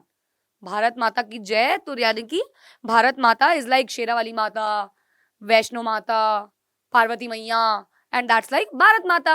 तो मैं अपने भाई को भी कह रही, देख आज मैं भगवान बनी हूँ, मांग जो तुझे मुझसे मांगना है बच्चे, जो बोलेगा मैं तुझको दूंगी बच्चे. तो मेरे को ये लगता था. लेकिन बाद में जब बड़ी हुई तो पता चला कि, और मेरा भाई तो मुझसे भी छोटा है, तो वो भी कहता था भगवान जी मुझे ये दे दो, भगवान जी जा पुत्र जा, तेरे को ये पूरा होता है. मैं ऐसे करती थी. बहुत यूकेजी में थी आई गेस मैं यार. यस, मतलब आई थिंक मैं 5 साल की होंगी, 5 साल की, 4-5 साल की मैं. अगर हुआ तो फोटो शेयर करूंगी. मैं 4-5 साल की होंगी, हाँ. तो उसमें मुझे नहीं पता था, लेकिन जब बड़े हुए तो पता चला यार भारत माता इज एन इमेजिनरी इमेज. ये एक फीमेल फिगराइन है, एक फीमेल एलिगोरी है जो हमारे इंडिया को डिपिक्ट कर रही है. और ऐसी कोई इमेज एग्जिस्ट ही नहीं करती है. भारत माता की इमेज एग्जिस्ट ही नहीं करती. जस्ट ये एक इमेजिनरी इमेज है जो फॉर्म की गई है bye basically it was in 20th century in the growth of nationalism that the identity India came to visualize. So basically ये पहली इमेज बनाई गई थी. तो ये जो भारत माता की इमेज है ये एक इमेजिनरी इमेज है जो बनाई गई है बंकिम चंद्र चट्टोपाध्याय जी के द्वारा, यानी कि खुद एक इंसान ने बनाई है. ये भगवान नहीं है, ये उन्होंने बनाई है, ये उनकी क्या कहते हैं इसको, इमेजिनेशन है. And in 1870s he wrote Vande Mataram as well, जो कि हमारे भारत देश के लिए है. वंदे मातरम सुजलाम सुफलाम मलयज शीतलाम. तो ये भी वंदे मातरम इनके द्वारा लिखा गया है. Later it was included in his novel Anand Mat and widely sung during the Swadesi movement. Moved by this Swadesi movement, अब दोबारा जब पेंट हुई ये पिक्चर तो अवनिंद्रनाथ टैगोर जी ने इनको पेंट किया. Figure number 12, this image is painted by Abanindranath Tagore. Firstly, it was created by Bankim Chandra Chattopadhyay. 1 marker questions, confusing questions, painted by Rabindranath Tagore and created by Bankim Chandra Chattopadhyay. In this painting, Bharat Mata is portrayed as an Asiatic figure. She is calm, composed, divine, spiritual. ये भी one marker में आ जाते हैं, assertion reason में आ जाते हैं. And the image of Bharat Mata acquired many different forms as it is circulated in popular prints. अलग-अलग artists ने अलग-अलग इनको बनाया. Came to be seen as evidence of one's nationalism. Ideas of nationalism also developed through a movement to revive Indian folklore. Yes, पुरानी कहानियाँ, पुराने गीत, इन सब को भी gather किया गया village जा जाके. These tales they believed gave a true picture of our tradition, customs, religions and criteria. So लोगों से बड़ी बड़ी दादी नानियों से कलेक्ट किए जाते थे. बंगाल में रविंद्रनाथ टैगोर ने खुद जाके बैलेट्स एकत्रित किए, नर्सरी राइम्स बनाई, हिम्स बनाए, जो लोग आज पढ़ते भी हैं. In Madras, Natesa Sastry published a massive 4-volume collection of Tamil folk tales. Southern India में काफी famous भी है ये. He believed that folklore was national literature. जितना हम इसको बनाएंगे उतना लोगों तक ये पहुंचेगा. अभी रिसेंटली नेटफ्लिक्स पे एक महाराज नाम की मूवी आई है और वो बिल्कुल सच्ची घटना पर आधारित है. अगर आपने नहीं देखी है तो देखिएगा. I sometimes believe कि what is our education system is. क्या है एजुकेशन सिस्टम? मतलब just look at our history की बुक 9th और 10th की अगर आप देखें. फर्स्ट चैप्टर 9 का फ्रेंच रेवोल्यूशन, सेकंड में हम लोग रशियन रेवोल्यूशन पढ़ रहे हैं, राइट. थर्ड में हम लोग पेजेंट्स एंड फार्मर्स में भी जाके या फार्मिंग वाले चैप्टर में जाके इंडिया के साथ साथ हम लोग पढ़ रहे हैं अफ्रीका के बारे में. क्यों? आई डोंट नो. चलो ठीक है. आप देखो इंडिया का कितना कम है 9th की हिस्ट्री में भी. 10th की हिस्ट्री में आ जाओ, पहला ही चैप्टर यूरोप के बारे में, यूरोप के अलग अलग नेशंस के बारे में पढ़ रहे हैं. फिर आता है नेशनल इन इंडिया, ठीक है पढ़ लिया. एज ऑफ ग्लोबल वर्ल्ड, बाहर, सारा बाहर. एज ऑफ इंडस्ट्रियलाइजेशन जो डिलीट ही कर दिया, जिसमें थोड़ा बहुत इंडियन इंडस्ट्रीज के बारे में था, लेकिन पहले बाहर का ही है वो भी. प्रिंट कल्चर में भी इंडिया का सेक्शन बाद में आता है, पहले बाहर. चलो वो भी प्रिंट कल्चर में समझती हूँ, बताना पड़ेगा पहले चाइना में आया, जापान में आया, वो समझती हूँ मैं. लेकिन why we are learning national in Europe? Why we don't have more of history, Indian history? ऐसी बातें जो आज मूवी में, महाराज मूवी में दिखाई गई हैं, या मतलब ऐसी ऐसी डार्क रियलिटीज जो हमारे देश में हमने देखी हैं. अब ये इंडिया चैप्टर इतना सा बना दिया, इसमें कितने सारे इवेंट्स है. सिर्फ गांधी जी, हम जवाहरलाल नेहरू पढ़ते हैं, बाकी लीडर्स ने जो जो किया उसके लिए चैप्टर्स नहीं बनते हैं. I don't know why. We need to change all this. हमें ये एजुकेशन सिस्टम में पता नहीं, मेरे बस की नहीं है, आप लोगों के बस की नहीं है, बट पता नहीं कह रहे थे इंडियन हिस्ट्री आएगी, आ ही नहीं रही है. मतलब मुझे खुद इतना शौक है कि अगर हम पढ़ रहे हैं, हम पढ़ा रहे हैं, तो क्यों नहीं इंडिया के बारे में? इतना कुछ है हमारे इंडिया में ग्लोरीफाई करने के लिए. We have a lot of things. अलग अलग स्टेट्स, इतने सारे states, union territories. Why we are not learning the history of names? कैसे आया दिल्ली, कैसे बना ये? Why we are not doing this? I don't know. But yes, that's the dark reality. तो उसके अंदर ये बताया गया है, जो चीज़ हमें पता ही नहीं थी, महाराज मूवी वाली हमें पता ही नहीं थी. As the national movement developed, nationalist leaders became more and more aware of such icons and symbols in unifying people and inspiring in them a feeling of nationalism. During the Swadesi movement in Bengal, a tricolor flag, देखिए अब ये flags का आ जाता है, different flags का आ जाता है. सबसे पहले स्वदेशी फ्लैग बंगाल वाला red, green and yellow colour का था. देन उसमें 8 लोटसेस थे जो कि 8 प्रोविंसेस दिखाते थे हमारे भारत देश के. एंड इसमें चांद था, सूरज था. चांद मुस्लिम्स दिखा रहे हैं, सूरज हिंदूज दिखा रहे हैं. 1921 में गांधी जी ने इसको स्वराज फ्लैग को बनाया, जिसके अंदर इन्होंने रेड, ग्रीन और व्हाइट कलर रखा, जिसमें स्पिनिंग व्हील था, खादी बनती है जिससे, जो कि सिंबल दिखा रहा है गांधी जी का. Another means of creating a feeling of nationalism was through reinterpretation of history. Last point is reinterpretation of history. इसका मतलब क्या है? हमारे देश की हिस्ट्री को जो ब्रिटिशर्स थे उन्होंने बड़े ही अलग ढंग से रिप्रेजेंट किया, बड़े ही अलग ढंग से लिखा. उन्होंने दिखाया कि हिंदुस्तान एक गरीब देश था, हिंदुस्तान भिखारी था, हमने उनको जाके फंड्स दिए, हमने जाके उनके यहाँ पे इंडस्ट्रियलाइजेशन लाया, हमने ट्रेन्स बनाई, हमने ये किया, हमने वो किया. ठीक है, तुमने किया, लेकिन this is not the complete truth ना. हमने अपनी हिस्ट्री को रीइंटरप्रेट किया, दिखाया, जिसमें हमने क्या क्या चीजों को ओवरकम किया है, हमारी इंडियन हिस्ट्री को ग्लोरीफाई किया है, कैसे हम लोगों ने डेवलपमेंट्स की in science, in art, culture, philosophies, crafts, ये सब हमने रीइंटरप्रेट किया. The glorious time in the view was followed by a history of decline when India was colonised. These nationalist histories urge to readers to take pride in India's great achievement in the past and struggle to change the miserable conditions of life under British rule. हमने ये दिखाया कि Britishers ने हमारे देश में क्या क्या गलत भी किया. These efforts to unify people were not without problems when the past being glorified was Hindu. When the images celebrated were drawn from Hindu iconography, then people of other communities felt left out. हर जगह हिंदू हिंदू हो रहा था तो यार इसलिए उनको थोड़ा left out feel होता था.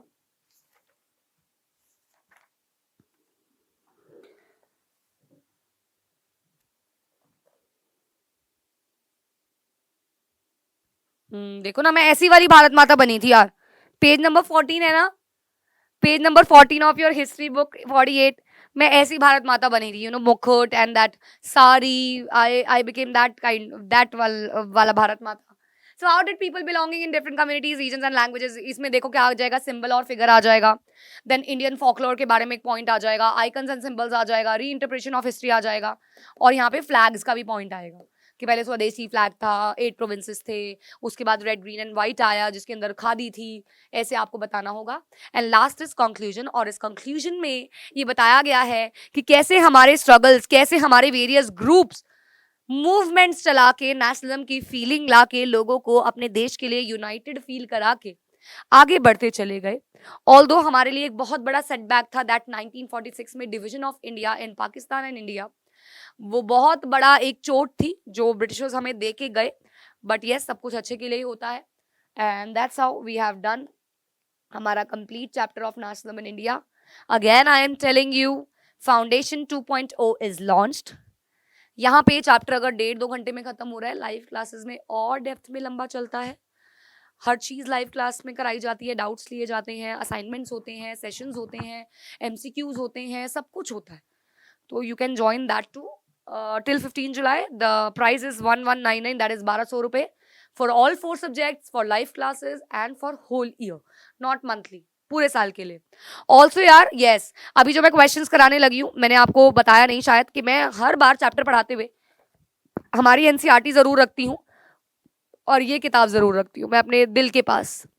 शिवदास बुक्स की, शिवदास पब्लिकेशंस की बुक है. मैं हर साल क्या करती हूँ, शुरुआत में ही जैसे अलग अलग बुक्स ले आती हूँ, अलग अलग राइटर्स की. ऑल इन वन है, एग्जाम आइडिया है, यू लाइक है, एडुकार्ट है, ओसवाल गुरुकुल है, सारी लेके आ जाती हूँ मैं. और फिर मैं कंपेयर करती हूँ क्या चाहिए मुझे क्या करवाना है इस बार बच्चों को, और किस में कौन सी चीज बेहतर है, किस में मेरे लिए कन्वीनियंट रहेगी. तो this is the book this time. I would suggest everyone, मेरे ऑफलाइन में बहुत सारे बच्चों ने ले भी ली है, एवरीवन, क्योंकि इसके अंदर है आपके NCERT की exercise full solve, subjective, objective, competency based, और चैप्टर के पीछे ही PYQs दे रखे. ऐसा नहीं है, सैम्पल पेपर्स तो दिए हुए हैं लास्ट में, पुराने previous year sample papers, but हर एक चैप्टर के पीछे ईयर वाइज आपको PYQs दे रखे हैं, स्कैनर दे रखा है, आप उसके आंसर्स भी चेक कर सकते हो. साथ में आंसर नहीं दिए क्योंकि फिर ध्यान वहां जाता है ना, तो स्कैनर भी दे रखा है. और एग्जाम टाइम के लिए असेसमेंट टेस्ट हैं, CBSE के 5 साल के लास्ट पेपर्स हैं, उससे पहले जाने की जरूरत भी नहीं है, पैटर्न ही चेंज था. स्पेशल क्वेश्चन पेपर्स हैं QR कोड से जिसके आंसर्स मिल सकते हैं. और यस, एक बहुत बेहतरीन चीज वो ये है जो हर बच्चों को हम एंड में नहीं करवा पाते हैं, हमें वर्चुअली करानी पड़ती है, और वो है ये एक शीट दी हुई है जिसके अंदर पूरी बोर्ड एग्जाम की शीट है, जिसमें नाम, क्लास, कैसे आपको भरनी है OMR शीट, और साथ ही साथ आंसर शीट दी हुई है जिसको आपको हेल्प मिलेगी करने के लिए. एट द एंड मैं अपने ऑफलाइन के बच्चों को भी इसमें पेपर करवाऊंगी. तो यस, ये बुक आप परचेज कर सकते हो. मेरे क्वेश्चन आंसर्स भी इसी में से होते हैं. मैंने बोला पाया था MCQs. पहला MCQ है, बताइए मुस्लिम लीग के प्रेसिडेंट कौन थे? सर मोहम्मद इकबाल, शौकत अली, मुझे लगा शाहरुख खान, मोहम्मद अली जिन्ना, मौलाना आजाद. तो सारे नाम मुस्लिम है, कंफ्यूजिंग है, लेकिन हमें पता है, मैंने आपको बताया था कि मोहम्मद अली जिन्ना जी ने मुस्लिम लीग के हित के लिए बात की थी. सेकंड क्वेश्चन है, आप ये क्वेश्चन, ऐसे क्वेश्चन बहुत आते हैं बच्चों कि इवेंट्स बता रखे हैं आपको इनको क्रोनोलॉजिकल ऑर्डर में चेंज करना है. Chronological order. देखिए साइमन कमीशन कब आया, आपको पता है ना, 1928 में आया जी. डिमांड ऑफ पूर्ण स्वराज कब आया, 1930 में आया जी. गवर्नमेंट ऑफ इंडिया एक 1919, चंपारण सत्याग्रह 1917. अरेंज कर दो, अगर आपको पता है ईयर्स तो अरेंज कर दो ना बस, नहीं तो चैप्टर के फ्लो के साथ चलो. सबसे पहले हुआ सत्याग्रह, यार ये तो D हो गया, पहले पे 4th वाला यही है. डी हो गया, फिर 3 आ गया, फिर 1 आ गया, फिर ये आ गया, बिल्कुल सॉर्टेड, सॉर्टेड है। अच्छा जी, नेक्स्ट कह रहे हैं which of the following was the reason for calling of non cooperation movement by Gandhi ji. Called off क्यों हुआ? मैंने आपको बताया, मिले जो छोरा छोरी हुई मस्ती थोड़ी थोड़ी, बस प्यार का नाम न लेना, याद है? तो आंसर क्या हो गया? छोरी छोरा नहीं, Chauri Chaura. Next is in which of the following Indian National Congress session the idea of non-cooperation movement was accepted? Again मैं बता रही हूं, प्रपोजल और इम्प्लीमेंटेशन यानी कि एक्सेप्टेंस। तो प्रपोजल हुआ था सितंबर 1920 में और एक्सेप्टेंस हुई थी दिसंबर 1920 में।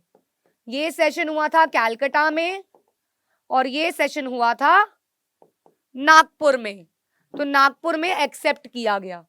Why did the Simon Commission came to India? क्यों आई भैया साइमन कमीशन? क्यों आई थी? ब्रिटिशर्स को संभालने के लिए, कैंपेन्स चलाने के लिए, सॉल्ट लॉ बनाने के लिए, या फिर हमारे संविधान को लिखने के लिए? तो ऑफ कोर्स जब गो बैक साइमन करना है तो हमारे संविधान के ऊपर नजर डालने आए थे, तो हमने भी गो बैक साइमन के नारे लगा दिए। तो बस इसी के तहत अब हम बात कर लेते हैं, थोड़ी सी एनसीईआरटी क्वेश्चंस को डिस्कस कर लेते हैं। ऑल्दो पूरा चैप्टर क्लियरली समझा दिया है, तो एनसीईआरटी क्वेश्चंस तो यहीं से बनते हैं। तो एनसीईआरटी क्वेश्चंस, सबसे पहला, growth of national in colonies is link to anti colonial movement. ये तो इंट्रोडक्शन में ही इसका आंसर है बच्चों, कि एंटी कॉलोनियल मूवमेंट में हम लोगों ने यूनाइटेड फील किया, अलग अलग ग्रुप ऑफ सोसाइटीज ने, तभी हम लोगों ने मिलके उसके अगेंस्ट काम किया। How the First World war helped in the growth of nationalism. तो यहाँ पे लोगों ने मिलके अगेन सपोर्ट किया, आगे बढ़े, आगे चले, मूवमेंट चलाई, प्रोटेस्ट किए। Why Indians were outraged of Rowlatt Act? Rowlatt Act again ये इनॉर्मस पावर्स दे रहा था खुद ब्रिटिश गवर्नमेंट को। ये बिना किसी ट्रायल के 2 साल के लिए पॉलिटिकल प्रिजनर्स को जेल में डाल रहा था। Why Gandhi ji decided to withdraw non cooperation movement? क्योंकि एनसीएम जो थी वो कॉल्ड ऑफ इसलिए कर ली गई, Chauri Chaura movement violent turn ले गई थी इसलिए। What is meant by the idea of satyagraha? Satyagraha और उसकी 3 मूवमेंट्स भी आप एक्सप्लेन कर सकते हो if you want to. Jallianwala Bagh पे लिखना है, साइमन कमीशन पे लिखना है, ये नहीं करना है। 4th क्वेश्चन इसके अंदर डिस्कस में भी ये नहीं करना है, जरूरत नहीं है, मतलब पता होना चाहिए, मतलब इस तरीके से नहीं आता, आता ऐसे है कि एनसीएम में सबने कैसे सपोर्ट किया। सॉल्ट मार्च को आपको यहाँ पे एक्सप्लेन करना है। विमेन की पार्टिसिपेशन यहाँ पे बतानी है, मैंने बताया ये one of the important question है कि किस किस ग्रुप ने कैसे कैसे सीडीएम को देखा। And why did political leaders differ sharply over the question of separate electorate. यहाँ पे आपको दलित्स के बारे में और मुस्लिम लीग के बारे में बताना है। ये लिमिट्स वाला हो गया। अच्छा, इस चैप्टर में वैसे क्या क्या इंपॉर्टेंट है बच्चों? एनसीएम सीडीएम में डिफरेंस कर लेना, ये सारी तो करनी ही है। सॉल्ट लॉ, सब कुछ, मतलब वो सारा जो बीच बीच में मैंने आपको बताया है। एनसीएम स्लो डाउन क्यों हुआ, कॉल्ड ऑफ क्यों हुआ, क्या प्रपोजल थे, सेशंस हो गए, सत्याग्रह मूवमेंट हो गई, जलियांवाला बाग हो गया, रॉलेट एक्ट हो गया, इसमें मूवमेंट्स वगैरह सारे पढ़ने वाले हैं, सारे के सारे। And finally we have done the complete chapter, that is nationalism in India in one shot.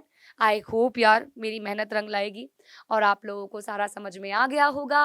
कोई भी डाउट है तो कमेंट सेक्शन में डाल देना। सारे क्वेश्चन आंसर्स, एक्स्ट्रा की पीडीएफ, सब कुछ टेलीग्राम पे आ जाएगा, तो उसको ज़रूर देख लेना और अपने दोस्तों के साथ शेयर करना। And that's how. शुक्रिया, पढ़ते रहना, बाय बाय।